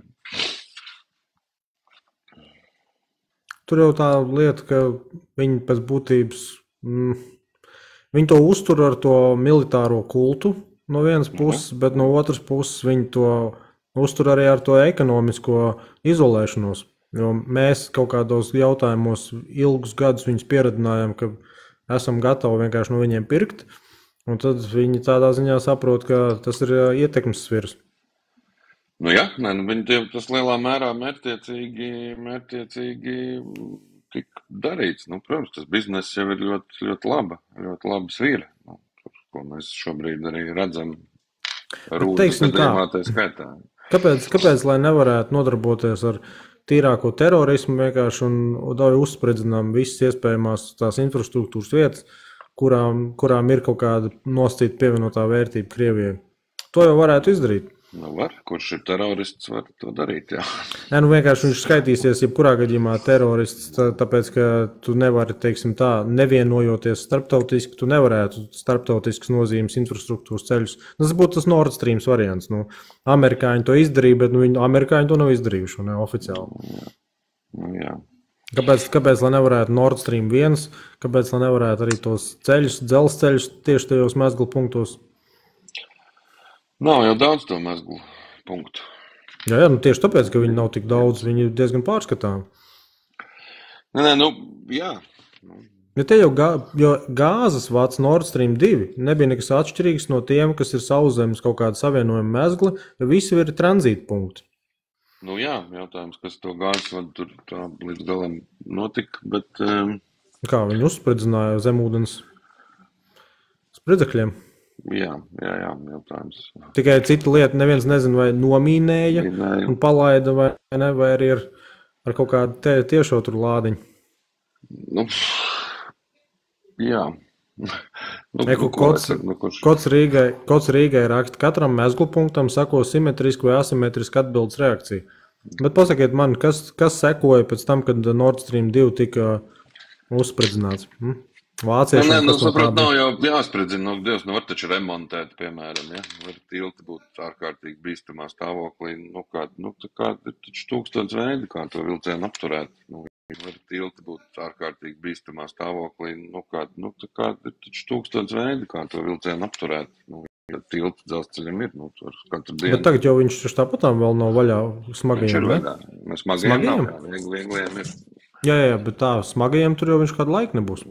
Es nezinu, Kods Rīgai varbūt var izstāstīt, kas tur ir tā tiltu 5 stundas, man liekas. Jo tur jau laikam ar Rīgas infrastruktūru daudzās vietās būs bēdīgi. Vaņu tiltam jau arī viņi laikam nav pat paredzējuši, kad varētu būt kaut kāda sanācija. Rīgas infrastruktūra daudz kur ir bēdīgi, visur, jā. Un šito es atceros savulaik, kad es vēl biju Nacionālā apvienībā, tad mēs gājām uz tiem kongresiem, un tad vienmēr bija, es aizmirstu to Džeku, bet viņš vienmēr rādīja to prezentāciju, kā Ušakovs izzog Rīgas budžetu. Un tad vienmēr tur redzēt, kā viņš aizņemās, redzēt, kā viņš noved tur to saimniecību līdz gruntī, redzēt, tas tik nozīmē to, ka nākotnē vajadzēs Rīgas īpašumus privatizēt, lai tikai vispār būtu kaut kāda veida līdzekļi.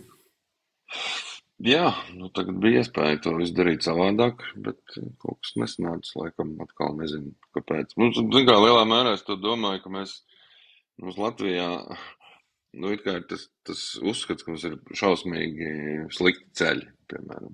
Bet patiesībā Latvijā kopumā tie ceļi, tas ceļu stāvoklis ļoti strauji uzlabo. Nu, visas lielās šosejas plus mīnus ar dažiem izņēmumiem ir faktiski sakot, bet viss tas briesmīgais iespējas rodas no tās, braukāšanas pa Rīgu. Nu, kad brauc pa Rīgu, tev liekas tiešām, ka viss ir ārprāts. Ja. Tu zini, Jūrmalas šosei arī neizskatās tik svaigi, kā bija. Līdz Rīgas robežai, ja tu esi pamanījis. Aiz Rīgas robežas ir viss kārtībā ar Jūrmalas šosei.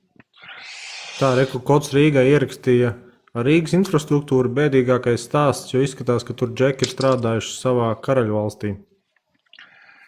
Es fiks paņemšu lādēšanas vadu, bet tu droši vari atbildēt to komentāru. Nē, acīm redzot, jā, kaut kādā karaļvalstī ir strādājuši. Ne Rīgas.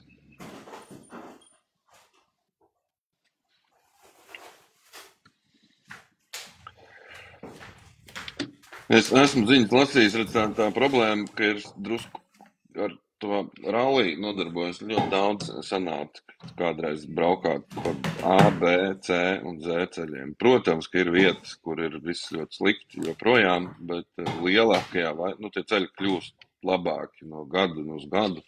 Viņi tiek sakopti atšķirībā no Rīgas ielām. Protams, ka vēl ir vietas, kur ir daudz ko darīt. Šeit bandīts bija ierakstījis, Reini vai mūsējiem nevajag braukt mācīties uz Ukrainu, cik ātri var sakopt ceļu infrastruktūru. Vajag ne tikai ceļu infrastruktūru, tur ir, bet viņiem tas ir, tur Harkivā, piemēram, tas ir principi jautājums, ka ir no rīta vai pa nakti atlido raķeti, tad tur jau no rīta visam ir jābūt tīram un sakoptam.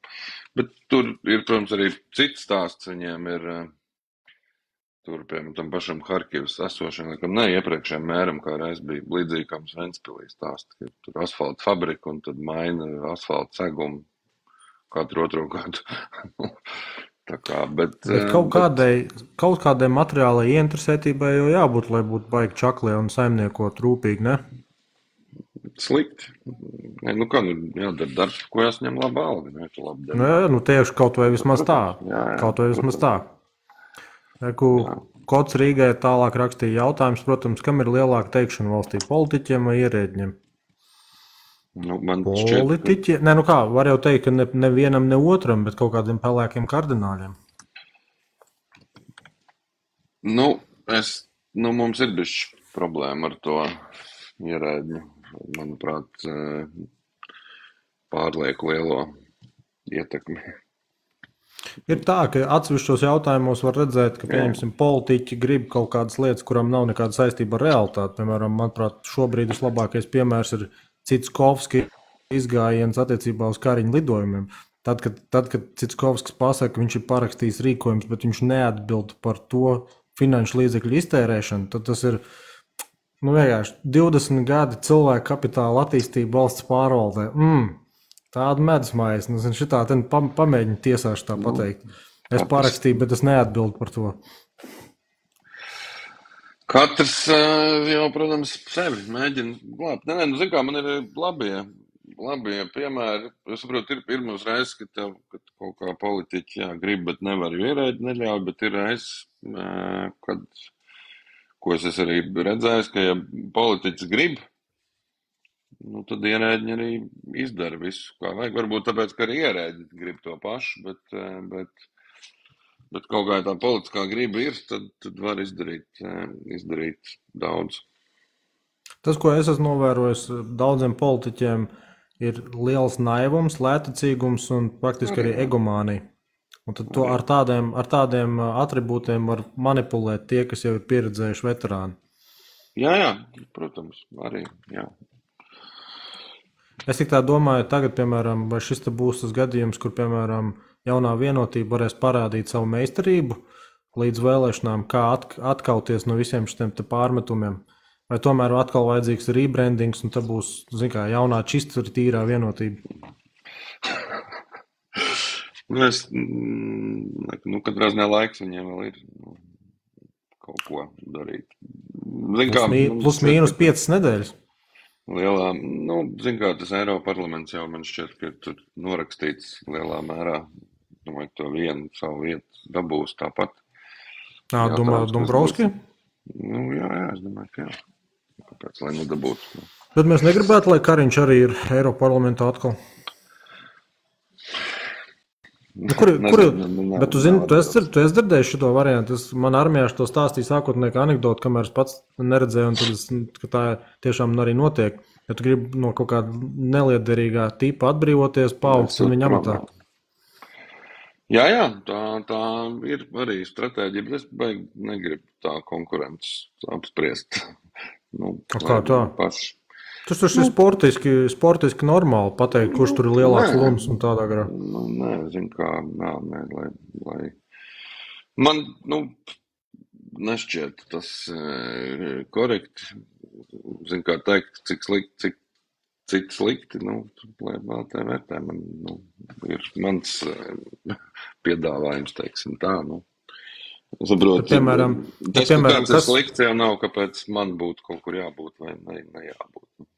Bet, piemēram, kas būtu no paša skatu punkta tas arguments, lai pateiktu, ziniet, jaunā vienotība tomēr ir ar labu piedāvājumu? Viss, ko viņš šobrīd mēģina teikt, viņi jau to arī saka. Pieredze un viss no tā izvietošais. To jau viņi visi saka. Jā, un tad nākamais atkal būtu teikt, jā, tieši tā, viss tas, ko viņi ir pēdējos 15, 20 gadus sastrādājuši Latvijā, tagad rezultējās visos šitajos rādītājos, kādos mēs esam. Jā, rezultējās.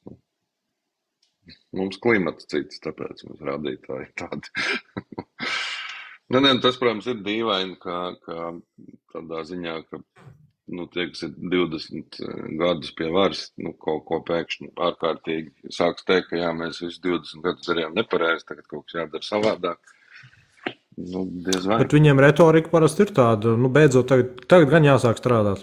Jā, beidzot. Bet mums, zin kā, ir PowerPointos, mums viss ir lieliski. Kad skaties PowerPoints, mums ir lieliski valsts, viss strādā, viss darbojās. Un tā tikai dzīvē nevienmēr tas tā sanāk.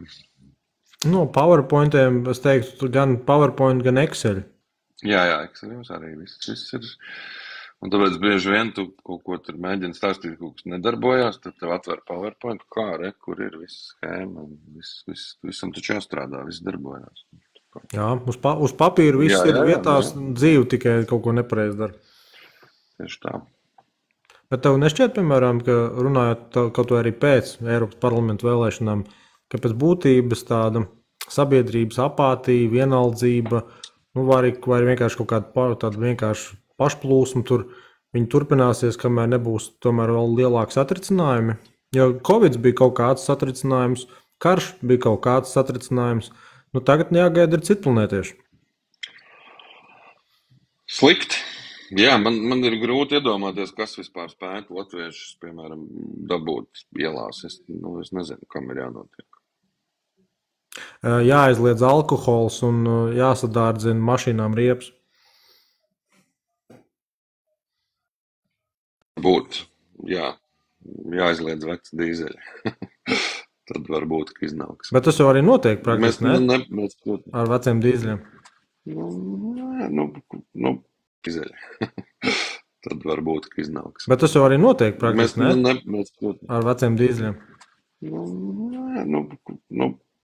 Tā uzreiz jau neko neaizliek, sāk jau arī bišķi Eiropa saprast, arī ražotāji, ka tur bišķi pārsteigušies ar visiem iekšdedzes izbeigšanām straujām. Nespēja tik ātri. Bet pašam, piemēram, kā auto lietpratējiem, kāds ir viedoklis par to visu zaļo kursu? Nav kaut kāds komunisms 2.0? Zin kā, patiesībā jau, vienkārši prātīgāk to visu jādara. Nevajag visu investēt Ķīnas ekonomikā, zaļo kursu. Visu to pašu darīt pie mums, tas jau būtu labāk. Var visu mēģināt attīstīt. Īstenībā vienkārši kritērijs nosaka, ka visam tām modernajam, jaunajam un zaļajam ir jābūt izstrādātam un ražotam Eiropā. Bet vai mēs gribam vēl to smago rūpniecību pie mums? Mēs esam baigi izlutināti. Mēs īstenībā varam tādā ziņā teikt, ka lai tie tur tajās trešās pasaules valstīs kļūst par invalīdiem un piesārņo savu vidi, mēs gribam būt tie, kas vienkārši var pirkt gaisā, mēs esam pareizi. Jautājums, par ko mēs to drīz pirksim? Naudas finanšu sistēma jau joprojām ir rietumos. Nu, jā, bet saprot, tā pati auto industrija, piemēram, nu, kas ir viens no tādiem lielākiem, manuprāt, zaļā kursa failiem, jo kad noteica tā Eiro 7 norma, noteica tādu, ka vienkārši ar iekšdedzes dzinēju nevar tehniski izpildīt. Nevis aizliedz iekšdedzes dzinējus, bet vienkārši noteica normas, kuras nevar ar iekšdedzes dzinēju izpildīt. Un tās emisijas, ja? Jā, un tā atšķirība ir tā, ka līdz šim viņi bija noteikti, ka tev vidēji jāievaro noteiktais apjoms. Tad viņi pataisīja pa maksimālais, kāds drīkst būt. Un, kas loģiski noveda pie elektroauto, un līdz ar to visu to Eiropas 100 gadu know-how pieredzi, ar ko viņi bija priekšā tiem pašiem ķīniešiem, vienkārši izmet ārā, un tad atklāja, ka izrādās ķīnieši prot daudz labāk pieskrūvēt riteņus mobiliem telefoniem. Un, Ķīnas auto industrija plaukst un dzeļ. Tur tagad būs jādomā, ko darīt ar Eiropas auto industriju, kas ir arī liels donors, tā kā budžetu Eiropas kopējiem. Ja? Nemaz nenāja par to, ka tur ir ārkārtīgi pakārtots apakšā daudz citas industrijas apkalpojušās, ja, kas tur ražo, ātrumkārbus, turbīnas, ved to visu izpūtējuši. Un protams, ka var jau pāriet uz to elektroauto, un uz to jau tāpat gāja, jo elektrība, grozies kā grib, ir efektīvākais enerģijas pārneses veids. Zuduma maz ir. Iekšdedzes zinājumi ļoti daudz zuduma enerģijas.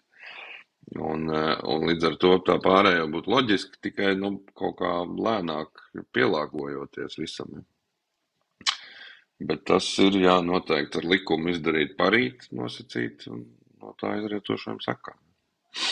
Bet pašam nešķiet, piemēram, tā vēlme pēc pašpietiekamības noved atkal pie faktiski atkal konfliktēšanas, jo savulaik pēc otrā pasaules kara tas iemesls, kāpēc globalizācija bija savstarpēji integrēta, bija tieši tā, lai katrs būtu atkarīgs no otru un nebūtu tā tieksme vienu otru apsist. Nē, tas jau nenozīmē, ka jābūt pilnīgi pašpietiekami. Tur grozies kā gribi, tur izēvielas tāpat nedabūs. Tāpat no Ķīnas būs jāved, ja? Bet vismaz kaut ko darīt varam arī paši. Bet redz, tas jau tas jautājums par konkurenci, jo tu nevari, teiksim tā, bez kaut kādiem aizliegumiem, bez kaut kādas protekcionismu, vienkārši ekonomiski izdevīgi to izdarīt. Tarifi, kaut kas tāds. Tā var arī tots beigsies, tev būs tur gribot, negribot tām mašīnām, muitu jāliek, vai arī, protams, Ķīnieši ražot Eiropā, teiksim, un jā, varbūt. Man šķiet šobrīd ir tā, ka, piemēram, rietumu lielie giganti, kas ir tādi konglomerāti, viņi jau ir ļoti daudz ieguldījušies Ķīnā. Manuprāt, tas ir laika jautājums, ka pēc 50-60 gadiem viņi vienkārši uzurpēs varu tur. Iespējams. Un tad Ķīna būs mūsu, tā kā Eiropas Savienības un ASV kaut kāda kolonija. Kā jau agrāk bija Britiem. Šaubos, man liekas, drīzāk. Bet viņi tiecās pēc tas īpatnējais, lai arī krievi, ķīnieši, visu kaut kādu šitādu ten baigi bravūrīgi runā par to, kādi viņi tur ir savējie, bet viņi pēc idejas tiecās pēc rietumu kultūras. Ķīnieši? Jā, viņi tiecās pēc džinsām, pēc popmūzikas, pēc vietālruņiem. Jā, tur ir lieta. Viņi jau... Ķīnieši? Jā, viņi tiecās pēc džinsām, pēc popmūzikas, pēc vietālruņiem. Jā, tur ir lieta. Viņi jau kopē un ražo, un mēs tikai izstrādājam, bet līdz beigsim ir izstrādāt. Ar to tur beigsies. Kopumā man šķiet, ka mēs vienkārši esam eksploatētāji Ķīnai joprojām. Un tā visa retorika par to, ka Ķīna būs baigā superlielvalsts, tā ir tikai domāta, lai vienkārši atturētu kaut kādas lielākas prasības no tīri ekonomiskajām grupām rietumos. Jo pēc būtības ap šito laiku mums sen jau vajadzēja būt tādās attiecībās ar Ķīnu, ka mums ar tevi tur ir savējās kaut kādas tur bezmazāja villas. Mums ir ļoti grūti ar Ķīnu tādas attiecības izveidot, jo mēs, kā tajā anekdotē, kur latvieti Ķīnā satiek ķīnietis un prasa no kurienes, no Latvijas, cik jūs esat, tur 2 miljoni nepilni, kurā viesnīcā jūs dzīvojat. Tas mērogs ir tur galīgi vienu kvartālu izmērā. Jā, bet tāpat tā ir liela daļa vienkārši, kā lai saka, masa. Jo Ķīnā, redz, atšķirība tāda, mēs jau esam tādā ziņā pieraduši pie tā, ka 90% ir kaut cik izglītoti, ja, analfabētisms mums ir ļoti zems bijis jau kaut kādus pēdējos 200-300 gadus un tā tālāk. Tur, trešās pasaules valstīs, tas ir reāli pēdējo, 70 gadu varbūt parādība, ka lielākā daļa vispār prot lasīt, rakstīt.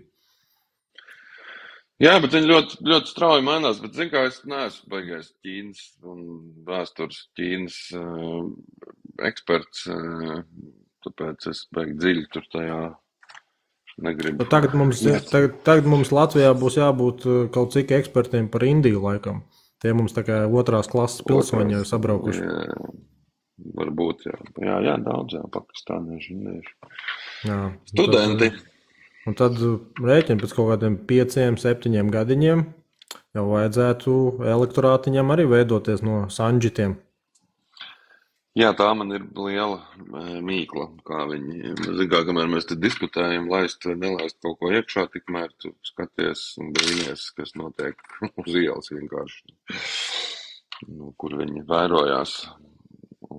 Es saprotu tā, ka pēc būtības tas aizsākās krīzes laikos, un tad, kad bija tās uzturēšanās atļaujas tirdzniecības, tas bija viens no tādiem veidiem, kā krievi un ķīnieši varēja tīpaši savu kapitālu tā kā noparkot Eiropas Savienībā. Bet tad, kad bija jau kaut kāda, es aizmirsu, kas tur tā iniciatīva tomēr paaugstināt tos sliekšņus un mazināt tās iespējas, tad tie, kas bija to biznesu uzsākuši, viņi gribēja apskatīties, kur ir tās alternatīvas. Un tad šobrīd vistuvākais, acīm redzot, ir kaut kāda veida masveida izglītības, studenti. Studijas, jā, saprotu, viņi ir studenti, jo saprotu, arī augstskolām kaut kādiem kritērijiem ir vajadzīgi ārvalstu studentu skaits. Jā, un tā kā, jā, bet man tas arī šķiet dīvaini, ka var tik, un es brīnos, kur laiku viņi visi vēl arī mācīties paspēja. Ir tā, ka es dzirdu, man ir īrnieki gan no indiešiem, gan no šrilankiešiem, tā visvairāk.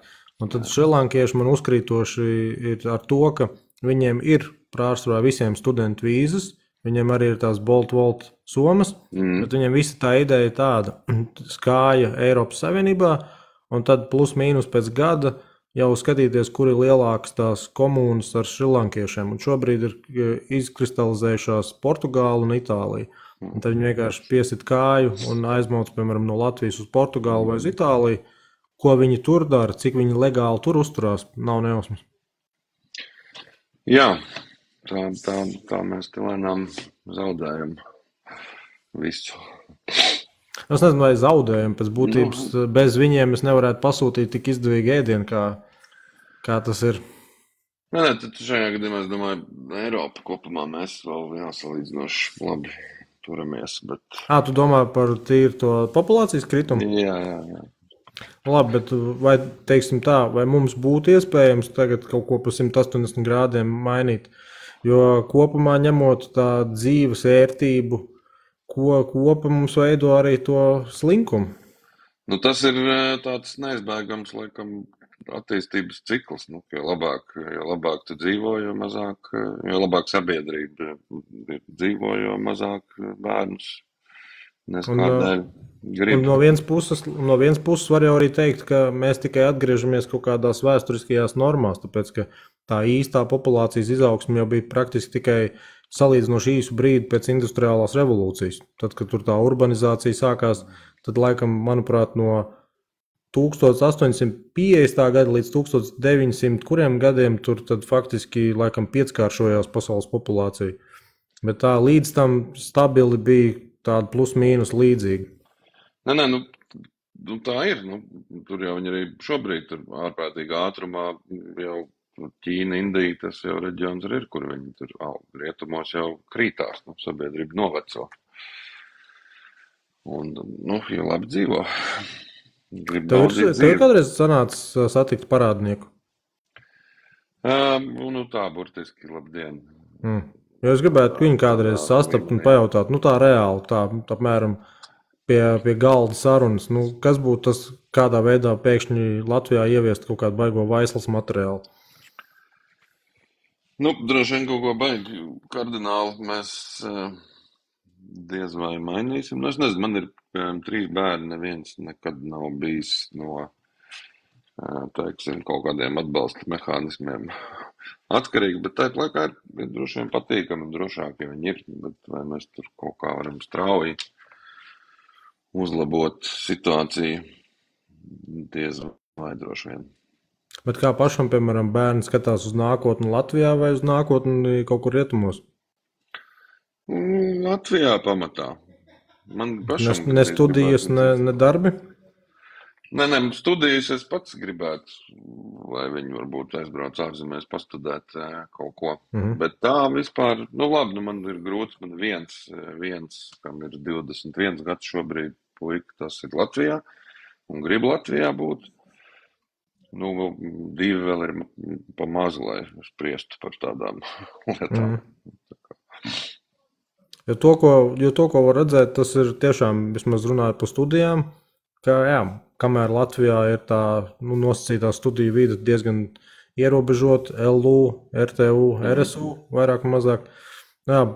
Teiksim, ja kāds grib par kaut kādu veterināru ārstu, tad droši vien LLU, kas tur vēl, bet tā kopumā, ja grib kaut kādas baigas specifiskās lietas vai kaut kādas baiga pasaules līmeņa lietas, tad rietumi gribot, negribot, Amerika vai Britānija.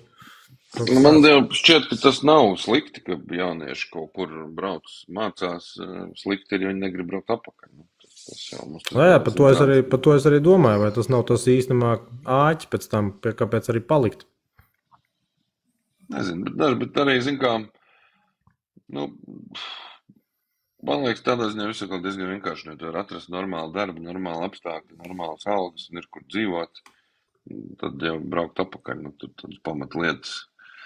pamatlietas jānodrošina. Tikai kādu mēs būtu gatavi nodefinēt, kas būtu, teiksim, normāla alga Latvijā? Jā. Lai pietiek. Saprot, man šķiet, ka faktiski to sabiedrības labklājību nenosaka, cik tev ir lielas algas labi apmaksātos amatos, bet cik tev ir lielas algas tieši tajos vienkāršākajos darbos. Jo tas jau ir tas rietumu labklājība, ka tu vari darīt pilnīgi vienkārši darbu, ko īstenībā daudz cilvēku arī grib. Vienkārši aiziet uz darbu, atstrādāt dienu, ne par ko neuztraukties un saņemt algu, ar kuru viņš var atļauties tur, 2 stabu dzīvokli ciešamā rajonā, tur 5-gadīga mašīna un reiz gadā ar ģimeni aizbraukt uz atpūsties. Ja? Labi, bet, piemēram, es to pašu civilo aizsardzību. Vugdā man pirmo gadu, nedaudz vairāk nekā pirmo gadu, alga bija nedaudz virs 650 eiro uz rokas. Tad, kad pabeidz to koledžu un noliek eksāmenu, tad jau tu vairs neskaities palīgs, bet tu skaities vienkārši ugunsdzēsējs glābējs, un tad tagad jau, var teikt, ir virs 850. Milzīga alga, jā. Un tur tas ir normāli, ka 2-3 darbi visiem. Jā. Un pie tam neviegli darbi. Un tas, kas būtībā būtu vismaz īstermiņā risinājums, vienkārši visās malās ļaut savienot tos amatus. Jo ir jau vietas, kur vienkārši negrib, lai tu strādā vēl blakus darbus. Man šķiet, ka tomēr primāram mērķim būtu jābūt varētu samaksāt normālas algas. Bet iedomājies, man bija tā, man ir salīdzinoši daudz couchsurferi, es nezinu, tu esi dzirdējis par tādu lietu? Jā, zinu.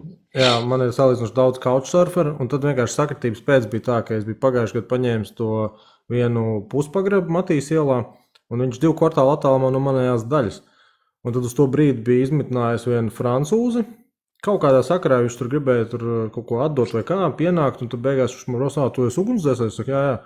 Es arī esmu ugunsdzēsējs, es tur Francijā esmu daļas komandieris, izrādās. Un tad es viņam izrādīju to savējo daļu, viņš bija šī tā, protams, tā piesardzīgi izteicās un ne par to kvalitāti un tā, bet viņam sāk kaut ko jautāt par tām algām, un tad viņš tur arī bišķi nošausminājās, ka viņš teica tā, viņiem sākotnējā alga bija kaut kāda, laikam, 1500 mēnesī, un tad jau tur kaut kā pēc tām gradācijām, un tur, nevar salīdzināt, viņiem tas ir, un plus vēl viņiem bija tas, ka viņš teica, viņiem ir arotbiedrības stipras, un viņiem katru gadu arotbiedrības rīko visādas akcijas, un viņš teica, ka, ja es pareizi atceros, viņš teica, ka viņa arotbiedrība konkrēti tam reģionam katru gadu nopelna aptuveni 100 000 eiro, ko var iztērēt uz tieši, savu tam struktūru vienību interesu vajadzībām. Tas ir kosmos. Tas ir rītīgs kosmos. Nē, nu es tādā ziņā brīvoju, kā mums jau vēl ir tie brīvprātīgie ugunsdzēsēji, kas arī cits starpā ļoti daudz tur Ukrainai palīdz, tur sadarbojamies ar vairākām, bet, nu, tā kā viņi dzīvo, es apbrīnoju to mīlestību pret šo nodarbošanos. Izsaukumos es kaut kādas pāris reizes bubiešu saticis. Viņi tādā ziņā, laikam, Ilģu ciemā visaktīvāk. Nē, Rīgā es pat nezinu, man ir vairāk tur no reģioniem, ir tur, tā kā, kur viņi ir vienīgie, nu, tā kā, tur pa veselu apgabalu, ja, nu, ka tuvākais tas valsts ir tur, nezinu, Valmierā, piemēram. Nu, labi, viņiem tur nav tik daudz arī tie iesauki, bet un tāpat dežūrē. Pozitīvi ir tas, ka jā, vismaz no tādas ugunsdrošības mums varētu teikt, ka paliek labāk un labāk vidēji ņemot. Ka tie izsaukumi arī nav tik smagi un tik bieži. Bet cits starpā runājot par zaļo kursu un elektroautomobīļiem, jūs tā kā apmāca ugunsdzēsājus griezt cilvēkus ārā no viņām? No kā? No elektromašīnām. Glābšanas darba vadītājiem noteikti tur tā taktika atsevišķi tiek apmācīta, bet tīri uz pašu to darbu tu tāpatām ņemtu tās šķērs un tos statņus. Vienkārši tur būtu jautājums drīzāk par to strāvas atvienošanu. Bet tas ir, teiksim tā, metodiskajos materiālos noteikti tur ir, bet redzi, arī vairāk agrāk bija uzsvars uz hibrīdiem. Nu, tagad jau arvien populārāk paliek tie elektroauto, bet tā no tādām praktiskām mācībām es nevaru teikt, ka man ir bijuši vienīgās praktiskās mācības ar automašīnām. Es esmu bijis 2 reizes šrotā, un tad tās bija parastās iekšdedzes dzinēja mašīnas, ko mēs tur varējām pagraizīt un visādi tur spaidīt. Un kopumā, jā, tas būtu drīzāk glābšanas darba vadītājiem vienkārši, kurā brīdī, ja vajag, pieņemsim, padot vai nu putas vai ko. Bet nē, pārsvarā, ka tāpatām dotu ūdeni. Manuprāt, tur tas būtu vairāk jautājums par tīri par to, vai tur pat tas ne par degšanu, tur jā, tieši par to elektrību. Tur, jā. Es domāju, ka tur arī vēl mēs sagaidīsim daudz. Jā, par to teiksim tā. Es neesmu dzirdējis, ka būtu kaut kādi starpgadījumi bijuši, bet es esmu dzirdējis tādu sarunu līmenī, ka vajadzētu īstenībā kaut kādās apmācību programmās vairāk sākt pievērst uzmanību tieši tam, tāpēc, ka agrāk jau vienkārši tā nebija aktuāla lieta, bet tagad arvien vairāk viņas tur parādītos. Es domāju, ka mēs tur piedzīvosim vēl daudz jautrus gadījumus, kādos servisos. Nu, ik pa laikam jau tur var dzirdēt ne Latvijā gan, bet, nu, kur Meličs izdomā, ka viņš mēģinās tagad tur kaut ko darīt un ne to vadu nokniepi. Tā elektronika ir specifiska lieta, jā, tur neko nevar darīt, bet tas, kas man šķita baigi mulsinoši, ka viņiem ir tie automātiskie zvani, ka viņi automātiski izsauc un tad tur arī, kad ierodies... Tas jau tagad ir visām mašīnām, gan arī jaunajām, tur arī parastiem. Es nezinu, varbūt arī, ka parastiem jaunajām, jā. Tur es gan nezinu, vai šis, bet man iespējams, ka arī šis vai tik nebija kaut kāda obligātā prasība no kaut kāda gada jaunajiem modeļiem, ka ir jābūt tai funkcijai iekšā, līdzīgi kā airbagiem. Bet tas, es nezinu, varbūt kļūdos. Nē, tas var būt tā, ka kaut kāda standarta jau attīstās uz laiku. Jā, par to varētu tā būt. Bet Klau, par pikapiem izrunājām, par Eiropas parlamentu izrunājām. Ko tik mēs neizrunājām? Par optimistisku skatu uz Latviju arī izrunājām, bet, Klau, īstenībā, un tomēr šo gribētos tā vairāk precizēt. Pieņemsim, ja mēs būtu tagad 10 gadus nākotnē, un plus mīnus tā trajektorija ir izrādījusies tāda pati, kāda ir šobrīd, tad mēs tāpat sēdētu kā tādi spīti optimisti. Vai tomēr teikt, jābrauc uz kaut kādām tur siltajām zemēm? Nē, zini, kas... Nu, jo tomēr, ja tā galīgi godīgi, nu nav jau tā, ka mums paliek ar katru gadu ar vien sliktāk un sliktāk un sliktāk. Nu, tomēr mums tā dzīve, nu, ārkārtīgi lēni un sāpīgi, bet tomēr uzlabojās. Tas, par ko ir rūgtums, ka varēja iet daudz labāk, ka mēs atpaliekam no tiem pašiem kaimiņiem. Un tā... Es nezinu, vai to varētu attiecināt uz jebkurām sabiedrības grupām. Nē, protams. Ja tu runā par pieejamību izglītībai, pieejamību medicīnai, pieejamību darbam, kurš tev spēja nodrošināt iztikas līmeni, ne jau visos reģionos tu vari atrast to visu. Tā ir, jā.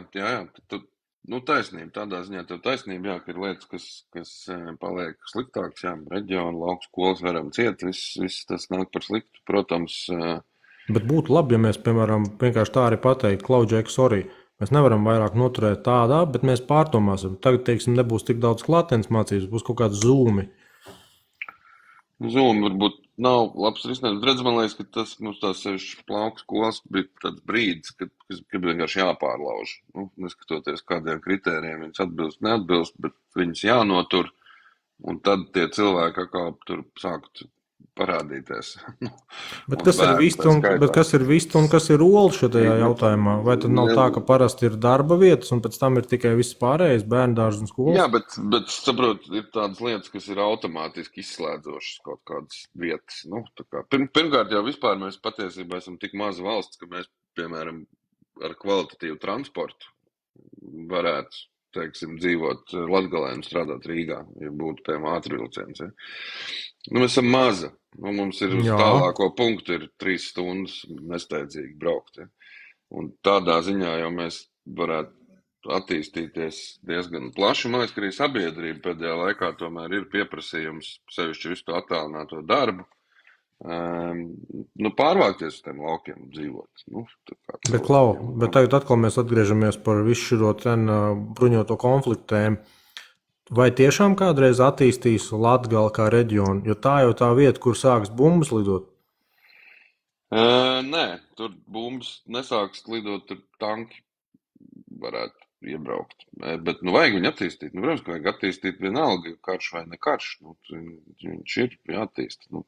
Tad apdzīvotība ir... Es vienkārši domāju tā, ja tev ir nosacīta degradēta teritorija un tev ir atsevišķas varbūt pāris maģistrālās šosejas, tad jebkurš sauszemes karaspēks būs spiests faktiski iet tādā piltuvē.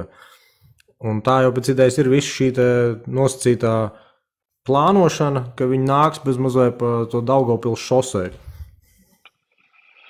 Jā, tur Daugava un tā. Saprotu, mums ir pie tam šobrīd lieliski iespēja faktiski tev jebkuru attīstīt civilo infrastruktūru zem militārā karoga, kas viņi arī ir, divējādas lietošanas. Ja. Un tas pats Rīgas apvedceļš, teiksim. Ja. Tas jau teorētiski arī ir militārais objekts, var būt, aizsardzības līmenī nosacīt, pareizi viņu izbūvējot, respektīvi. Jo tu arī skaties visur, tajā pašā Ukrainā, tur Kijev, Harkiv, visur tur līdz apvedceļam, tik tālāk netik, tāpēc, ka tā ir, līnija, ko tu vari tur nostiprināt. Tā ir kaut kāda pozīcija vai kā? Nē, vienkārši viņa fiziski ir ērta vieta, tāpēc tev jātiek pāri tiem 100 metriem plika asfalta, ja tu gribi ienākt Rīgā, nosacīt. Ja.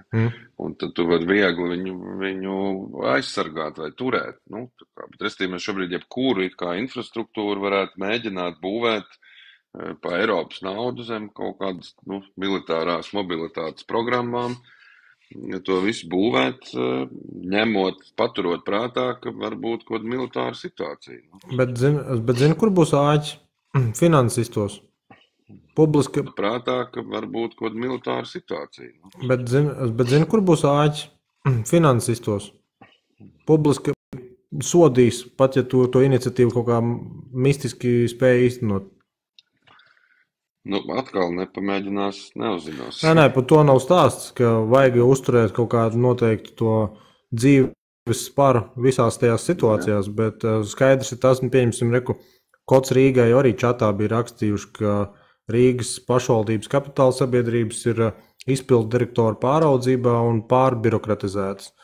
Pēc būtības mums ir šāda situācija, ka cilvēki, kas it kā no vienas puses ir tajos orgānos, vienalga vai tā būtu pašvaldības, vai tā būtu vienkārši parlamenta jau likumdevēja funkcija.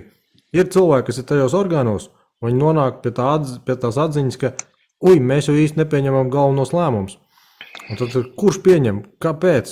Kādā veidā? Kādā mistiskā procesā? Mēs esam drusku arī kā sabiedrība pie tā vainīgi. Un es pateikšu, kāpēc? Tāpēc, ka mēs it visā, kad ir kaut kāds liels ziepes, vainojam ierēģus. Vienmēr ir vainīgi ierēģi. Teiksim, Maksims sabruka, ierēģi neizkontrolēja. Citi bija, kas būvniekus vainoja.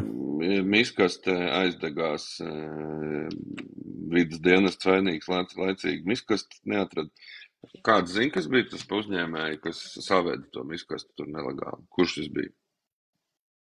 Neviens par to nerunā. Tā atrasties tā vietā, lai koncentrētu uzmanību uz to reālo noziedznieku, mēs vienmēr vainojam policistus, ka viņi nav laicīgi novērsuši noziegumu. Protams, ir arī gadījumi, kad tas tā ir, bet, respektīvi, mums vienmēr vainīgs ir nevis tas, kas ir izdarījis pārkāpumu, bet tas, kurš nav nokontrolējis. Un tad, protams, ierēdniecība iztaisa aizsarga mehānismus, ka pirmkārt labāk ir neko nedarīt, jo tad nekas arī nevar notikt slikts. Bet es tev nopietni tā, lai nevar vainot. Jā, bet es tev nopietni to saku. Publiskā sektora finansistiem, teiksim tā, piesardzīgi mans minējums 4/5 no viņām. Visa nostāja ir tāda. Labāk neizdarīt, ja nav 100% vispārībā garantijas, ka viss būs no A līdz Z tīrs un nebūs jāskaidrojas. Pat ja ir kaut kāda pēc tam jautāšana no valsts kontrolas vai no kaut kādām revīzijas iestādēm, to jau uzskata, ka tā nedrīkst turpmāk. Vairs turpmāk nedarīsim, turpmāk neko, jo tas, ka uzdev jautājums, tas jau ir fuksēšana, tas jau ir tas, redz, kā mūs te izmīlēja.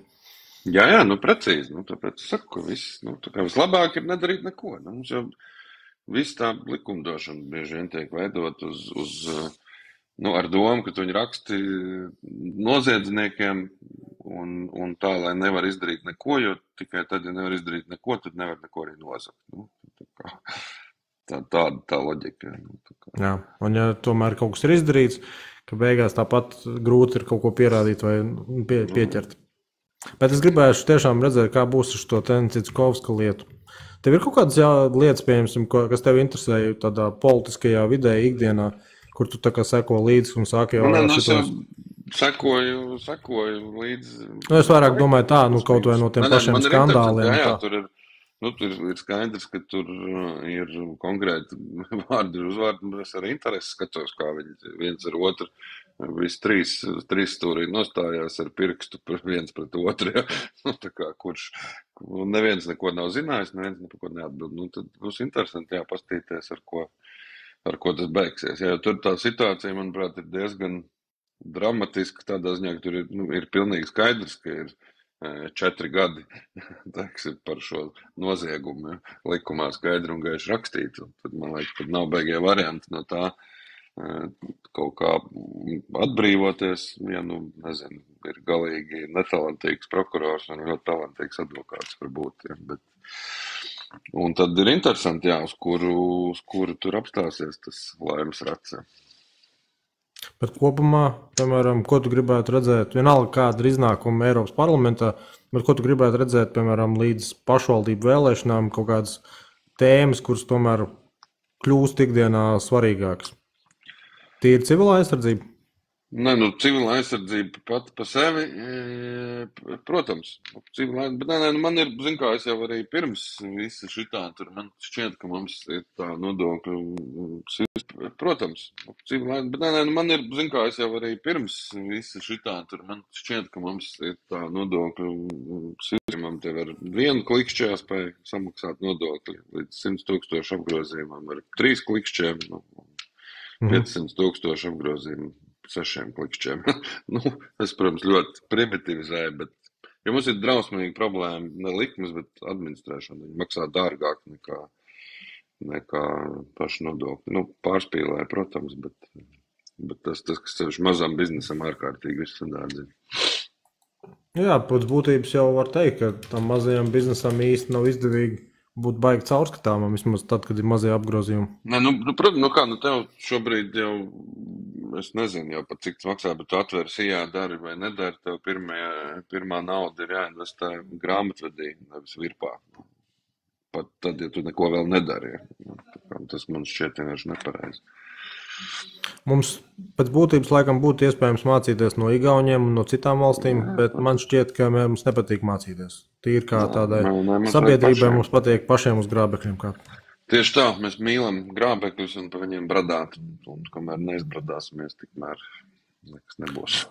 Aiku Kots Rīgai uzrakstīja uz katru darošu, godīgu un varošu politiķu ir 3 slinki un nevaroši, nevaroši un 3 varoši blēži. Teiksim tā, ja kāds prasmīgs parazīts, un tā arī ir prasme. Vienkārši varbūt ir iespējams to parazītismu novirzīt kaut kādās produktīvās, konstruktīvās sliedēs. Man liekas, ka sliktas lietas pamatā notiek tāpēc, ka labiem cilvēkiem vienalga.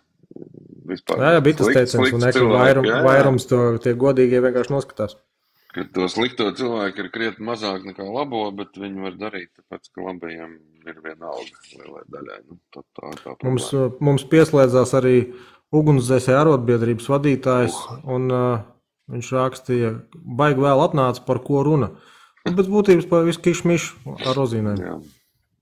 Mēs tādā ziņā par visu mašīnām, par politiku, par sievietēm vēl nepaspējām, par naudu arī ne. Jā, bet tā, jā. Es teiktu, starp citu, kā tev šķiet, pieņemsim, uz kaut kādu veidu debašu formātu, tev būtu kādreiz interesi? Ja man šito Kirsteins pagājušajā reizē ieminējās, es aizmirsu, viņš man uzskaitīja arī tos sarakstus, ar ko viņam interesētu. Un tad viņš man tur teica, bet tu man tikai nepiedāvā kaut kādus progresīvos un attīstībai tie pārāk zili. Tas būtu interesanti viņu salaist kopā. Bet man tiešām šķiet tā burvība būtu palaist tā, ka ir kontrasts. Ir kaut kāds absolūts konservatīvais, un tad ir vienkārši kaut kāds notāls, neoliberāls, naturāls.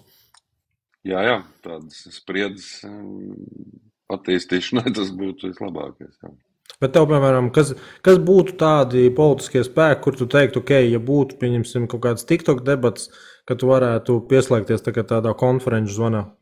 Es varu ar visiem diskutēt, ar citiem piekrist, ar citiem. Nu, pagaidi, ja es tagad sarunāšu Krievu Savienību. Jā, es viņiem visu pateikšu, ko es par viņiem domāju. Ok, challenge accepted. Nav problēma ar to. Nē, es saku, būt ņirdzīgi, ja varētu dabūt Ždanoku, kas viņai sakāms. Jo viņa kandidēt vairs nevar uz parlamentu. Nē, nevarējām. Jā, bet tā kopumā, vienkārši, ko viņi latviešu auditorijai būtu gatavi tā pateikt tā? Es negribētu domāt. Ko jau stāstījis ar savu bēdīgo? Nē, bet iedomājies, teorētiski jau pastāv iespēja, ka sarunas beigās viņi tā, ja es tā tagad aizdomājos. Nē, tur nav. Skaidrs, ka viņi stāstīs, kā viņi visi ir dzimuši un viss pienākās un tā. Es domāju, neko jaunu, ja viņi beig nepateiks. Varētu izprašņāt par to sadarbību. Reku kods Rīgai raksta, Ždanokai jau tad daudz pēcnācēji, talantīgi. Jā, tieši tā, netrūkst. Labi, skatīsimies. Bet jā, es vienkārši tā domāju, ja izdosies, es labprāt tev sazinātos vēlreiz, ja man izdotos kaut kādām debašu formātu, kaut kāds konferenču zonu. Tad tikai jāizdomā varbūt kaut kādas tēmas, lai varbūt iepriekš jau kaut ko tā sagatavot. Jā, droši. Ok, labi, Reini. Liels paldies. Ar visiem tehniskiem tā sagatavot. Jā, droši. Ok, labi, Reini. Liels paldies. Ar visiem tehniskiem